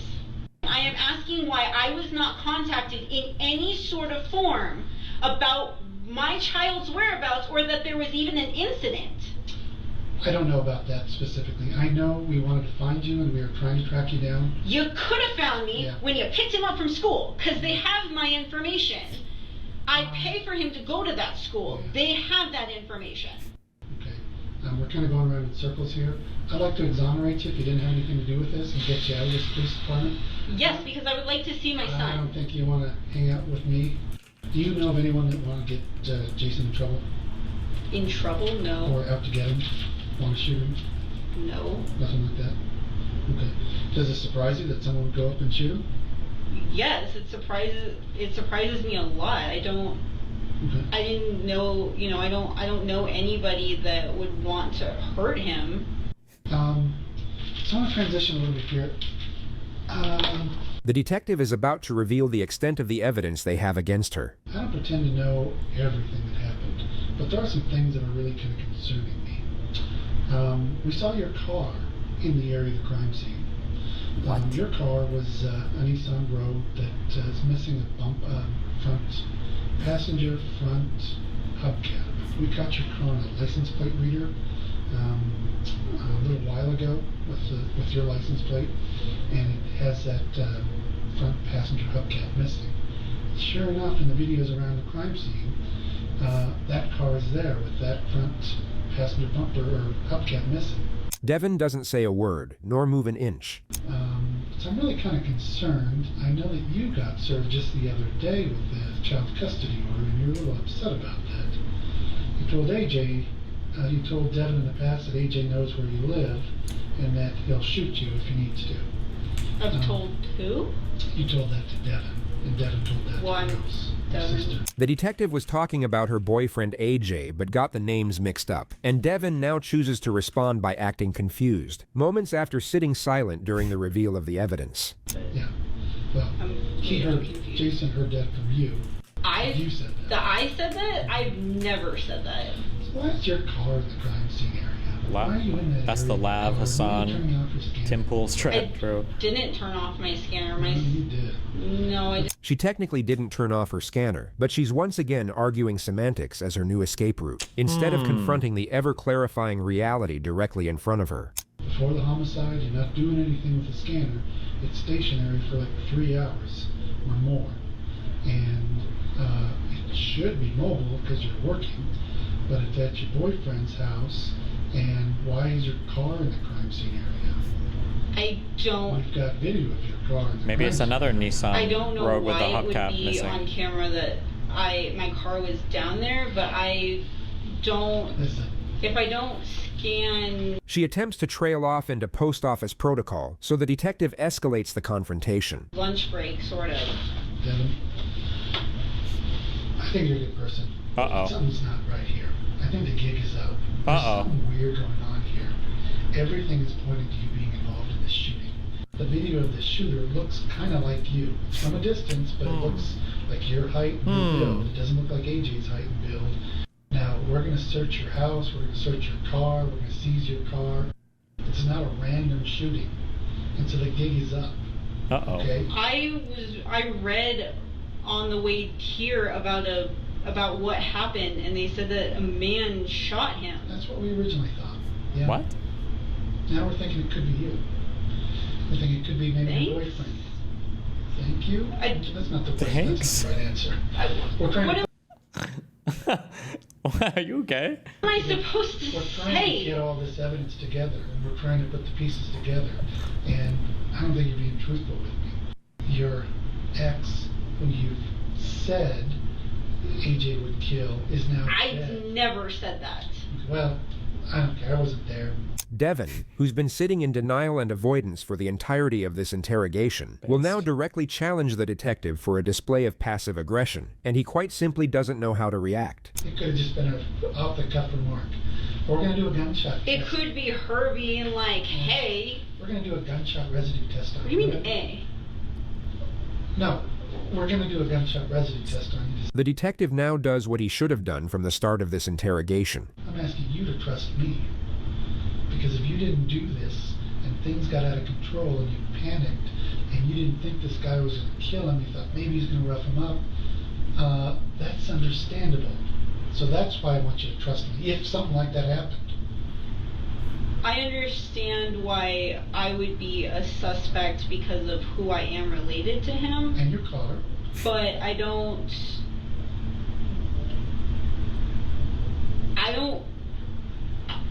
There was things in the past that have happened with him and I that I could have gone to court, or I could have tried to call the police. I mean, I have, and it didn't help, but there's other things that I could have done. Why would I shoot him?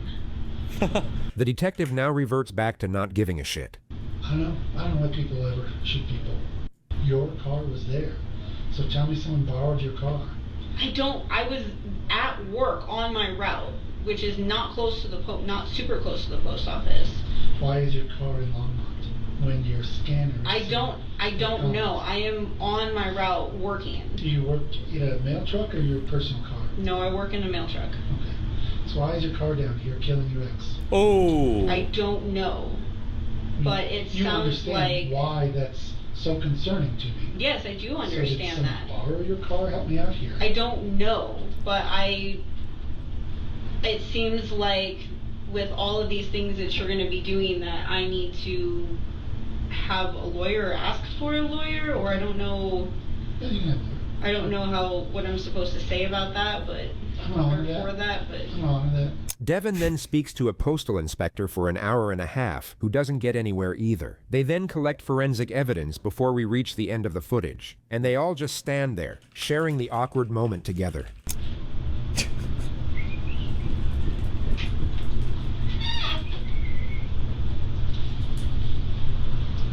Right.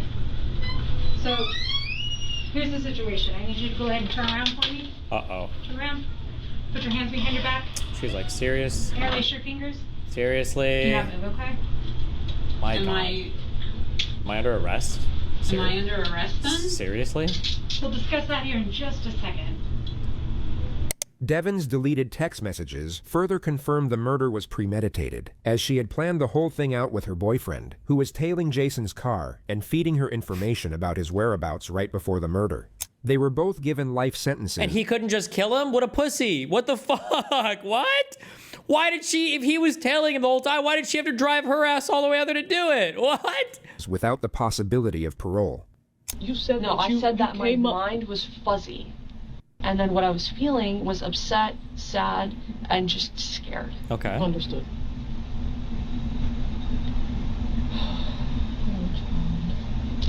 You what? Nothing. I'm just like suffering from some digestive complications. Alright. Okay. Give me a minute.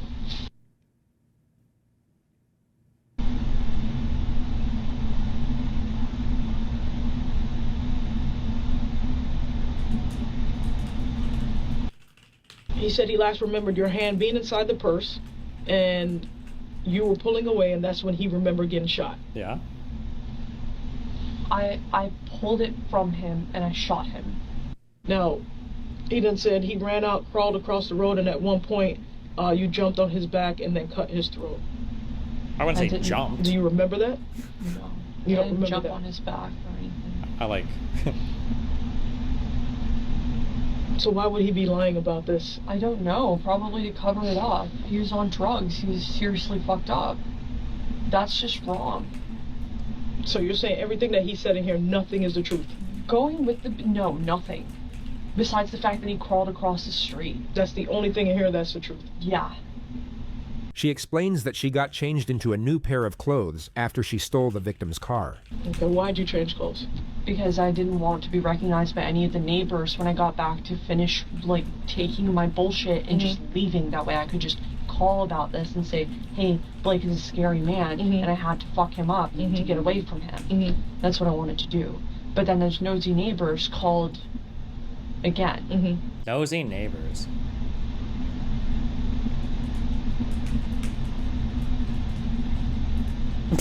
Seems like you're in a daze. What are you thinking about? Just replaying scary stuff in my head. They ask Amber for a visual demonstration. I tried to find a tall person. Okay, I'm not that tall, but you said he was taller than you, so I just wanted to see, while you were in the house, how it actually happened. And I was like kind of comfortable in my sleep, but he came over to me and he started like asking me questions. And that's when I just decided that I would do something like this to get things out of his hand. And I turned the gun around. What the fuck? What? Fuck. Where's the training scene? Do it again. Again.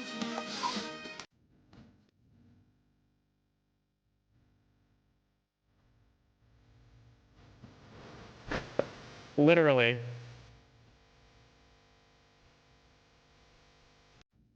And I just kind of hunkered up and pulled. God. Okay. Austria. Alright. Knife. You're like on the floor. She like show me how you cut his throat. Oh my God! She literally walked through the whole fucking Jesus. Austria. Alright. Knife. Did she just say Austria? I think it's written on the side of all the Glock slides because Glock is an Austrian company. You're like on the floor. You're bleeding. You get up and you come towards me. That's when I took this out and just quickly slashed him. Blake is How many weapons? And then I took my dual-wielded knife out. running this way, I think, because the house is back that way. Yeah, and Blake collapses on the floor. Okay, you can collapse, sir. You're basically like this, but on the other side. And I just like added a little like quick like pull. Like, so is this the other side of his neck now? No, just like the same exact place. How do you shoot a guy in the face and slash his neck twice and he survives? Okay. You did switch it, but it was still the same direction, is what you're saying? Yeah. Understood. Alright. Wow. Better picture. I should probably do this more often. That was fun. No. Give me 1 minute. Let me get you another. If you need to use the restroom, let me just... Yeah, I'd like to use the restroom. If I can find pants, would that be okay? I mean, it's kind of weird. Pants? Yeah. Amber took a plea deal and pled guilty to attempted murder. She was What? sentenced to 20 years in prison. Oh. Plea deal. What is she pleading to? Or what is she pleading out of? Attempted murder. What else would they... How much worse could it have been? Maybe attempted murder plus some other crimes or whatever?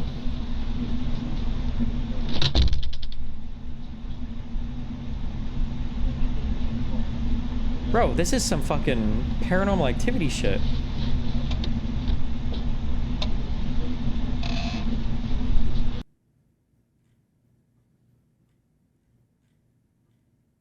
What was the point of including all the other cases? What was the point of this?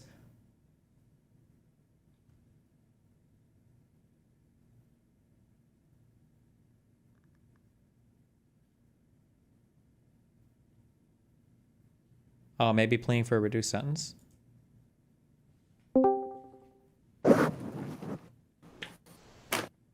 Hi, pleading for a reduced Hello? sentence. Hello? Hello, can you hear me? Yes. What's going on? Nothing much. What's up? So I had two questions that I thought you'd be able to help me answer. I'm not sure if on the first one, it's an Israel-Palestine thing. Actually, it's not. It's an Israel-Iran thing. Okay. So it's, correct me if I'm wrong, but it's pretty well understood that Israel has nuclear weapons. Is that true? Everybody believes that. And yeah. Okay. It's like a known thing. And the yeah. big fear with Iran. Yeah, so like for this conversation, at the very least, we can assume they have nuclear weapons. And then everyone, like the big reason why Israel is attacking Iran is because they're. I'm sorry, I've been drinking, so I'm a little burpy. The reason they're attacking Iran is because they want to stop them from developing nuclear weapons. Because if they get nuclear weapons, not only is it like, okay, they can attack Israel and wipe them off the map, but now Iran kind of has this protected status where they're a nuclear power, which means that you can't conventionally attack them or do other things against them, right? They have it's kind of like a... Basically, that's the big thing, yeah. It's a big fuck-off deterrent for direct attacks, yeah. But doesn't Israel having nuclear weapons kind of defeat that argument in a way? Like, is it just that since Israel's trying to like keep them secret, people are like, oh well, they won't use them, so we can use conventional attacks against Israel. No, people will attack Israel no matter what. Nobody gives a fuck. Right, but like, if I'm looking at Israel, a nuclear state, getting attacked, and then I look at Iran, and it's like, well, if they get nukes, we can't attack them. It's like, well, Israel gets attacked, and they don't fire off nukes. And also, Israel escalates conflicts and still does not use nukes, right? Like, I think that it's pretty. I don't think would you disagree? Like, I feel like when I look at Israel, I mean, if they were on the verge of complete defeat, they might consider it. But yeah, no, I mean, Israel's generally not going to use nuclear weapons. But yeah. So like, do you like? So there's the calculus then, like, if Israel had done an attack today, or like they did over the last couple of days, sorry, if they did a similar attack while Iran was a nuclear power, and let's say they're not targeting nuclear facilities, let's say they're targeting other things, but it's on the same scale of an attack.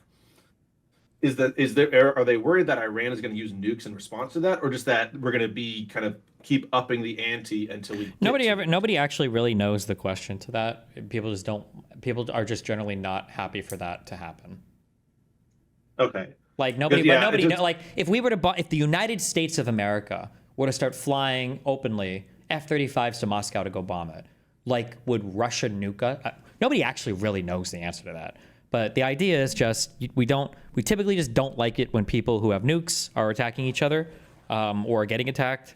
But everybody attacks Israel anyway, but nobody gives a fuck. But if Iran had nukes, it just puts Israel in a weird spot because now anytime they attack it, as opposed to everybody else in the Middle East, just kind of like truly, nobody will admit this, but everyone else in the Middle East is basically cheering Israel on. Saudi Arabia is happy as fuck to watch Iran fall. People like Jordan and Egypt don't give a fuck what happens to Iran because they're losers anyway and they don't contribute much. And everybody's kind of like ready to kind of move in that direction. In the United States as well. But if Iran had nukes, like if Saudi Arabia is like sitting next to the crazy dude with a knife and Israel's like, throwing rocks at him, it makes Saudi Arabia feel a lot less comfortable. The US might not be signing off on Israeli attacks. Right now, Israelis probably informing America of everything. That's what they've said as much, right? We're going to attack them. And next time America might say, if you attack them, we're not giving you funding anymore because this is not a cool story, bro. So that's just Iran having nukes. It throws the balance of power in a significantly different direction in terms of how Middle East attacks go. Maybe. Or there's a chance where it doesn't, and Israel just keeps attacking them, and Iran doesn't actually nuke anybody, and who the fuck actually knows? Because we really don't know what people will do with nukes. Just a lot of guesses and worries. Okay, okay, I understand what you're saying. Then also, like within that, what we're talking about, Iran is striking Israel, but it, technically is as a response to them attacking Iran. Are there instances of Iran aggressively attacking Israel directly, or has it all just been through these proxies? Because at the same time, whenever we talk about them using nukes offensively to just wipe Israel off the face of the earth, right, or whatever, Iran is always going to be attacking through proxies. It doesn't make sense for Iran to attack directly because it's way less cost effective, and it's way better to do it through proxies. It helps them spread their influence more, gives them plausible deniability, and it gives them influence in other regions as well. Okay, yeah, because in my mind, it's kind of this thing where it's like, I don't think that it's not a threat that Iran, like, who knows who you get in power, and they're like, we did it, we've got the bombs, we're going to go and blow up Israel, like, whatever, that is a possibility out there. It's just a thing for me whenever I see these more conventional direct attacks, where they're using, like, because I don't imagine they would ever be like, all right, Hezbollah, what's up? Here is our nuclear bomb, we are handing it to you, please go and use this on Israel. I just don't see that being how they implemented. I would think. I mean, short of like Metal Gear, I don't know if you can transport and deploy. Like, it would depend on the type of nuclear weapon you're making. If you could do it that way, if there was the potential of doing that, would somebody do it? I'm not sure. I don't think so, but it would depend, I think, on how desperate the situation is getting. And one of the scary things right now in the Middle East, in my opinion, is Iran is probably getting desperate because the map is starting to look worse and worse for them. As Iraq fell, as Syria's kind of fallen. The Houthis aren't doing much. Hezbollah's gotten obliterated. Hamas has gotten obliterated. Like, Iran is probably getting increasingly desperate. And they have, my guess is they have less support from Russia now because Russia is currently having their shit pushed in by everybody. So Iran is probably getting, very, very, very desperate. All right. Okay, cool. Thank you on that one, just because my knowledge is pretty limited there. And all the talk around the nuke stuff, it just felt like that part of it where it's like Israel has nukes, but they're still getting attacked. But for some reason, we're saying we can't attack. It's like whenever people are like, "Oh, we can't attack Russia," or "Russia can't attack us because," or NATO. When I'm saying us, can't attack NATO because both sides have nukes and we can't attack each other. And then like I look at Pakistan, India and China fucking around with each other on this like really small scale shit. I mean, these are like large Israel and rational people nations. fucking around. The difference is like it's hard to find any honest actors about the conversation. I think the pro ultra Zionist shit is super cringe, and I'm not gonna carry that line. But the reality is Israel is like a largely Western nation. Israel is not engaged on some like psychopathic war path where they are willing to like obliterate entire nations next to them or kill hundreds of thousands of people. Like it's just not gonna happen. I don't know. You can't say the same for people like Bashar al-Assad, who's gone. You wouldn't be able to say the same thing about people like Saddam Hussein, who's gone. You can't say the same thing about the Houthis. I don't know if you could say the same thing about the Ayatollah, given the proxy groups they support.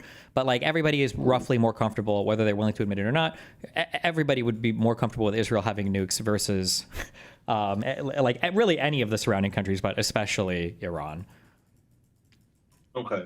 And then, I guess this last question, just because I don't understand the relationship between it, or the kind of the antagonism between Israel and Iran. I understand the antagonism between Israel and Palestinians and maybe like their neighbors and stuff. Is it just that they're a Jewish nation that is allied with America? Is that all it is with Iran, or is there like some other special? I don't know. Someday we'll do the genetic history hatred? of Iran. I actually can't tell you. I have no idea why Iran is so ass-pained about Saudi Arabia and Israel. I don't know, but they hate them. Fair enough. Okay. Second question, not related, that I wanted your help with. You have mentioned this concept called qualia on stream a few times, and I thought I knew what you meant, but you brought it up again recently, and I was thinking about it, and I don't know what you mean when you talk about qualia.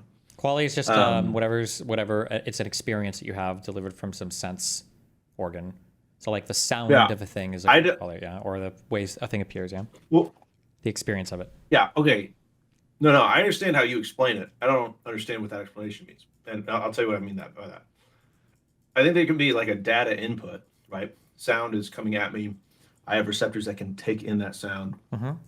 It goes to my brain. There is some kind of computation that happens, and there's an output of data in which like I now have a memory or that experience, right? But I feel like I'm not sure. To me, it feels like every part of that is measurable, and I feel like the point of qualia is that it's immeasurable. Like that is kind of why we're talking about it. It's because qualia is it's not measurable. thing. It's something you have to subjectively experience. Like I can't communicate a qualia to you, and you can't communicate a qualia to me. Any of them. We have to just hope that we had that experience and that we can kind of map it on to something else the other person's experienced. Whenever you talk about a qualia, do you think that like let's say objects? Do you think objects can share qualia, or do you think that objects can only have qualia that are similar to each other? So an object, a qualia isn't it's not the property of an object. Qualia is the experience that you have. I think when you get sense data. Well, sure. Then let me put it this way: do you think that I can touch two objects that have the same qualia? Qualia would be the experience. Two different objects. You can touch two objects with the same properties. You can touch two different objects with the same properties. Yes. And is it possible for me to touch two different objects and have the same qualia from touching them? Is that the right way to phrase it? Assuming they have different properties or the same properties. But let's just say, let's say the same properties. Then you would have, I imagine, the same qualia. You would have the same experience, right? Okay. Is it possible for me to touch, like, if I touch something that is soft, like a pillow, and I touch something that's soft, like I'm eating this right now, some brie cheese. They're both soft, but the qualia that I'm experiencing are different. But also at the same time, I'm putting them into the same kind of qualia category, right? And so, like, the hard part for me here is it's like I don't know if qualia is just like essentially me interacting with a unique thing, and then just putting it into a bunch of different categories, right? That is similar to, and then at that point in my mind, I don't know how that is truly unique, other than just whatever sensory data I have. I don't know if I'm explaining it correctly. Well, think of a baby. Think of a baby. When a baby comes out, a baby has had they've had some qualia in the womb, but they haven't like seen color or heard much that's not muffled. Like it's getting a whole bunch of new experiences, right? Sure. And then let's say that I wanted to communicate to you, if you'd never seen a color like the color green before, I can't make you see that without providing the stimulus and then for you to have the experience. I can't communicate the experience to you. You have to have the experience, right? Sure, but in that same way, let's say you have zero experiences of anything, right? Whenever I touch a soft thing for the first time, I wouldn't be like, oh, this thing is soft. I would be like, oh, this is that thing. And then whenever I touch a second thing that is soft, but maybe soft in a different way, I'm like, this is a unique thing itself too. And then I'd say, okay, there's a similarity between them, and that they kind of have this quality that we would call soft, right? Sure. But I don't know if similar things, similar objects or stimuli, I guess, can elicit similar feelings or experiences. Sure. Well, sure, but what I'm saying is like whenever I'm thinking about it in my mind, that qualia, that experience, right? And then I'm thinking about the output data that's in our mind, right? What I'm thinking about it is like I don't know if that qualia, I don't know if that qualia that you're talking about truly exists to me. Like I would say it's like if P, where I touch the soft thing, then Q, my brain tells me I touched a soft thing. But it feels like you're telling me if I touch a soft thing, then P, there's a qualia of me touching a soft thing, and my brain tells me I've touched a soft thing. Does that make sense? And I don't know where that middle, that well, sure. Okay, so when I touch a thing with my finger, okay, if I touch a thing, I'm measuring. Like your body is doing a whole bunch of measurements on the thing, whether you're aware of it or not, right? You're measuring the density of it. Yeah. You're measuring the surface tension and all the different resistance and everything, right? If I take a computer finger and I make the computer touch the same thing, I can output a whole bunch of data from that computer in a more discrete manner that I could even get from a human brain, right? Where the computer will be able to read out the exact same things that my body and brain are measuring. But does the computer have the sensation of or the experience of touching the thing the same way that my conscious experience has the experience of touching the thing? So like when I touch a pillow and I think the pillow is soft, yeah, there's all the underlying data. My sensory organs are measuring the stimulus, the same thing the way that a computer could measure the stimulus, but it's producing an experience that I'm having in my head. The qualia, the sensation, the experience of a thing is the computer getting that same sensation the way that I'm getting that same sensation. Okay. So then, okay, two follow-ups on that then. A basic one is the concept of a qualia really just there for us to say that it's impossible to communicate experiences? Is that like the purpose? Like, is it just like a language tool to convey that concept that you can't communicate an experience? I don't think that's what it's for. I think that's for a lot of different things. It could be that it's not to communicate an experience. It could be to talk about different types of knowledge. That like 1 + 1 or like deductive logic that you created in some logic systems is different than like experiential knowledge. It could be there's a whole bunch of context where you could talk about qualia at, I think, yeah. Okay, and then okay, that makes sense. And then two, is it possible that the only reason we can't, and if this is kind of sounds like a stupid thing to say out loud, but is it the only reason that we can't communicate qualia is because we don't have the tools or the mechanism by which to communicate it? Like, imagine we lived in a world where we could read minds and communicate our thoughts to each other. In that world, you could transmit a qualia to another person, right? Like, you're like, here's literally what my brain experiences whenever I have this qualia. Or what if we was had some way? Could, maybe. I'm not sure though, but maybe you could, yeah.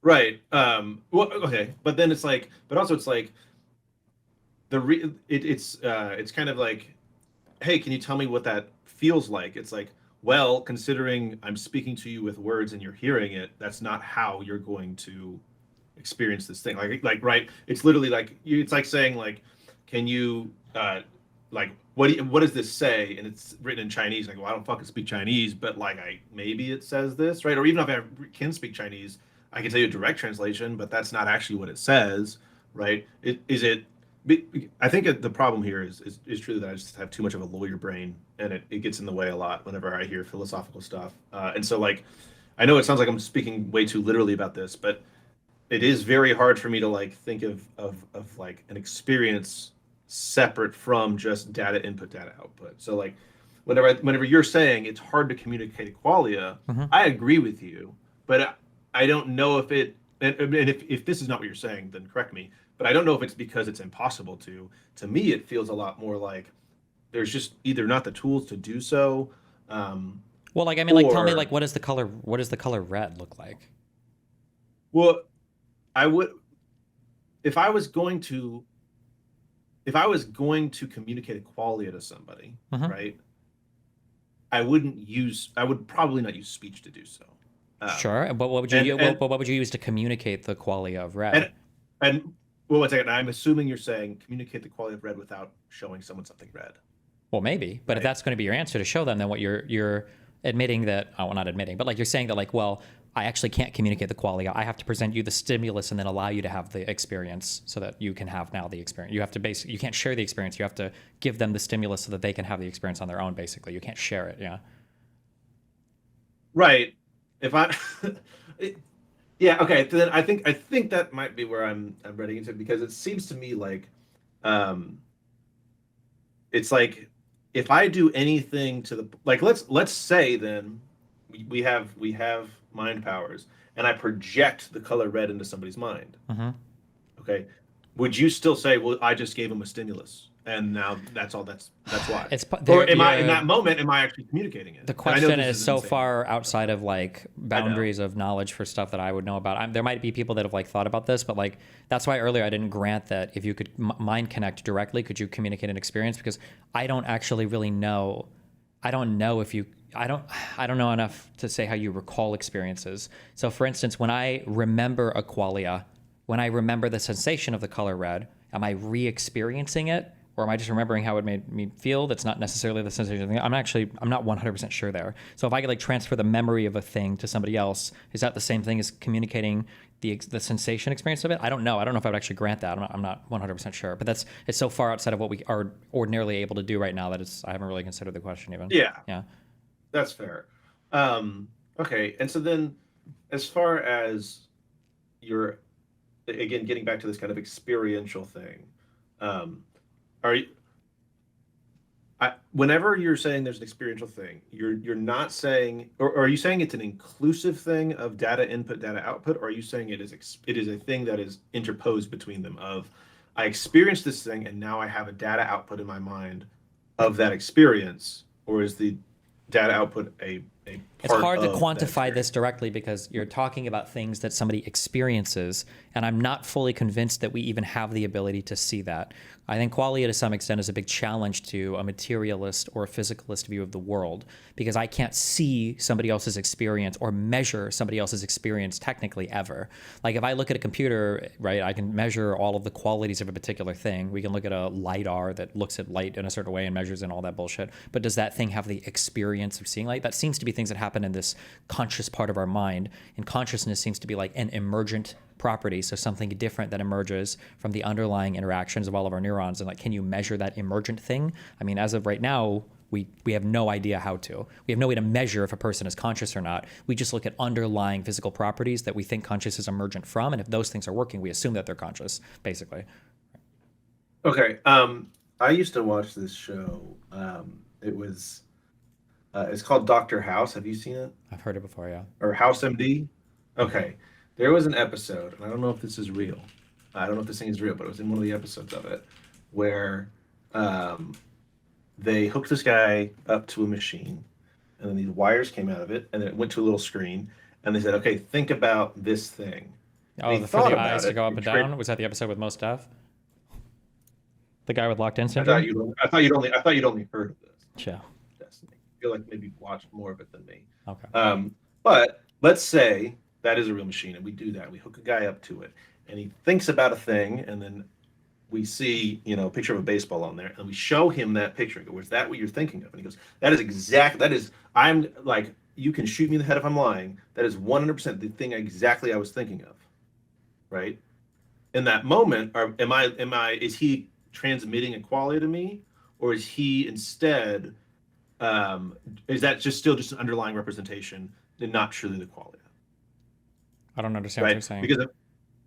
Because in this instance, what I'm saying is like, I'm asking this guy, hey, I want you to think of the color red. Okay. What do you personally, in your mind, when I say think of the color red, when you experience the color red, what is it? And he does it, and it shoots out to a little screen, and I look at that screen, and then I show it to him, and he goes, "That's exactly what I was thinking. That's exactly the thing that I was thinking of when I experienced red."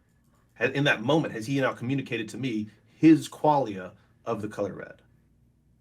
No, I wouldn't say so. No. Okay.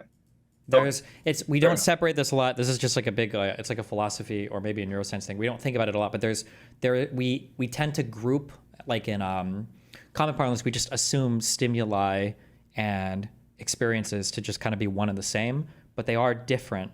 And if you tease apart those two things, it's just difficult to, they're different things. We just take it for granted because we tend to share, ideally as humans, we tend to share so many of the same experiences. The complicated part of the thing where you test this the most would be like trying to communicate what does a color look like to somebody who's blind, or what does a sound like to somebody who's deaf. And it's in those moments that we realize everything that I'm doing, right? Like if I, do you know what a Pokeball is? You ever have these toys or whatever? Or like a box? I should say a box, I'm sorry. Like for Pokemon? Sure, I'm sorry. I forgot to say that. Just like a box, right? Like if I have a box, okay, and then I open this box, and then you open your box, and then I ask you, like, is there a ball inside? And you open your box, and you look inside, and like I describe the ball, and you say, yes, there's a ball.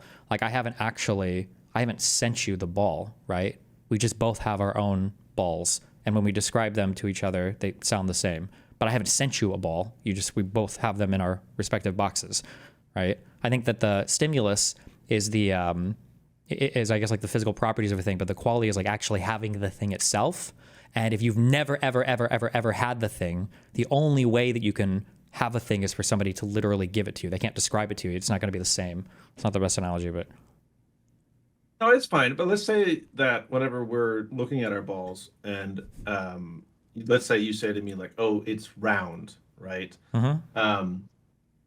Do you believe that you're able, like whenever you say round, whenever you are having a qualia of a round thing, do you think that round quality is something that your mind is able to like actually, like you know what a round thing is? I would be careful. This is going to get really nitpicky, but like round is a relationship between objects, which is different fundamentally than like a thing itself. Like when you say round, you're really describing. Give me a fundamental thing that you're not going to make this kind of like a soft thing or a red thing or like a color is an easy thing, I think. Yeah. Sure. So okay, this is actually a good one too, because are you aware that like there used to not be as many colors as there are now in like human consciousness, like the way that people view colors. Okay. Orange didn't used to be a color. Green for a long time was not a color. And are you talking about like having words for them or whatever? Well, right. But not only did we not have words for them, people literally did not see them as a different color, right? It's not, it's that, and what I mean is that like when people saw green, they knew it was different than other types of blue, but they didn't go, that's a separate color. I've seen the video on this and I've looked at it a little. I don't believe that I don't think that this is as extreme as people represent it to be, but our words and experiences with certain sensations can produce differences in society about them. For instance, if you quiz women on different colors of red, like they might have a much better distinguishing eye for those versus men who might be likely to throw all of them together because, you know, women do shades of makeup more than men or whatever, right? Sure, but I'm just getting into this more of just kind of a like, do you think it's possible that there is a, like, whenever we're talking about these qualities, even these fundamental ones like red, do you think your brain actually is like, okay, this red is a thing that is itself, like is a quality that I can use, or is it only like I only know what red is because of all of the different things of red that I've seen, and all this huge category I've built that creates this idea of red? Okay. No, I think now when it comes to sense data, I think a priori we have the ability, without reference to anything else, to perceive things. Like if you dropped a human with no prior experience into the world at 20 years old and he opens his eyes, then because he has organs that are translating physical properties in the world somehow to the brain is producing an experience of those things. It doesn't require relationship-wise like anything else happening, I think.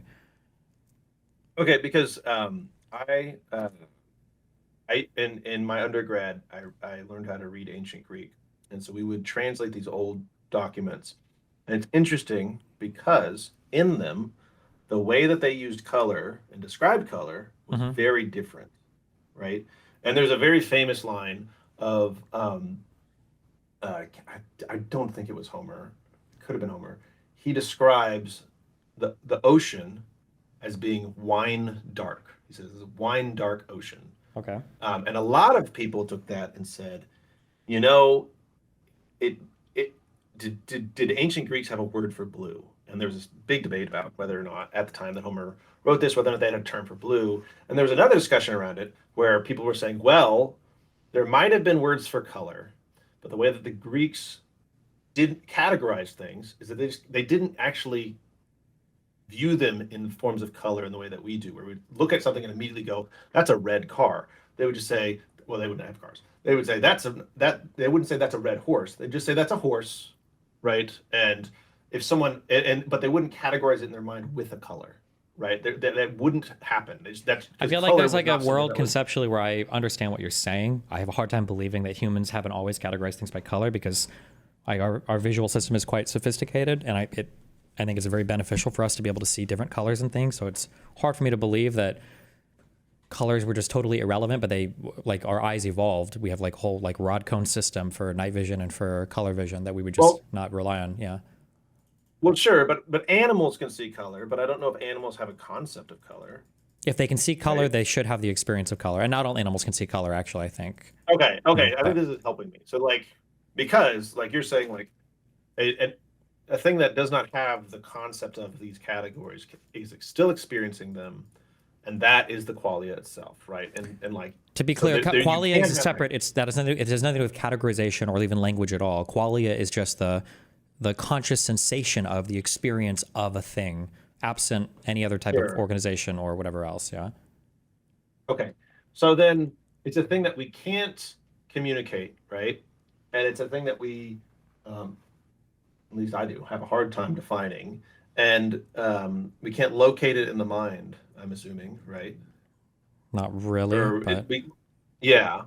So I feel like we're kind of running into this, like, to me, it feels like a thing that's just has no, like, I'm not sure where like, it almost feels like was it called The Invisible Gardener or something like that, where like I'm being told that something exists that can't be communicated, that can't be described or found, anything like that, and yet it has some purpose or has some... it's a deeply frustrating and inexplicable thing. It sucks and it's shitty. This is what you're stumbling into. This is called the hard problem of consciousness. It's why it's so fucking annoying. It's like there's literally no accounting for, in a physical sense, the emergent properties of consciousness. Like, how do we experience, like, I don't think there's any accounting for that.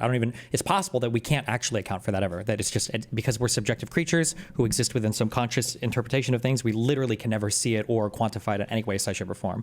But I believe this is the hard problem of consciousness, is how do the underlying interactions between neurons and things in our brain, how does that give rise to the conscious experiences, the qualia that we experience and all that? How does that give rise to? Yeah, I can't answer you that because it's like one of the biggest neuroscience philosophy questions like of all time. So yeah, you're keeping the answer to yourself. I understand. Oh. That's fine. Okay, it's interesting to me because it just I'm not sure I bought into the whole idea of consciousness as a thing. Okay. I feel that way after debating MAGA people a lot, but yeah. Yeah, I mean, it's like, it's kind of the thing where, like, if consciousness was just like, I'm self-aware, then sure, whatever, like, that's fine. But correct me if I'm wrong, consciousness is supposed to be bigger than just that, right? Like, it's supposed to be bigger than just like, I know that I exist, or is that all it is? Because if that's all it is, that's depressing. I think consciousness is just, there are better accounting for definitions, but I'm pretty sure it's just like an awareness of yourself. Like, that's kind of it. But there's probably better accountings of that, like being introspective or thinking you exist or whatever. Those are just like cognitive things that you can think about. But like, I think at the end of the day, I think being conscious is just like having an awareness of yourself and your own experiences, basically, I think. Yeah, it seemed, okay, well, I don't have much more interesting stuff down this avenue of conversation. Again, I'm like, my lawyer brain just like really makes me default to a lot of just like, it doesn't, like, all this is stupid. But I appreciate you talking to me about it, because I heard you talk about it a few times. It just kept bugging me today. So yeah.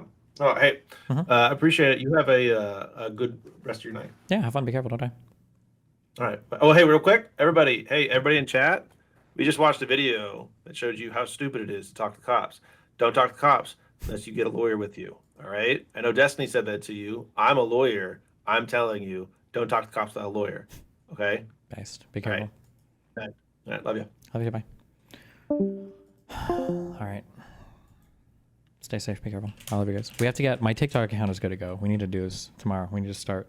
We will start this. Have fun. Be careful. Don't die.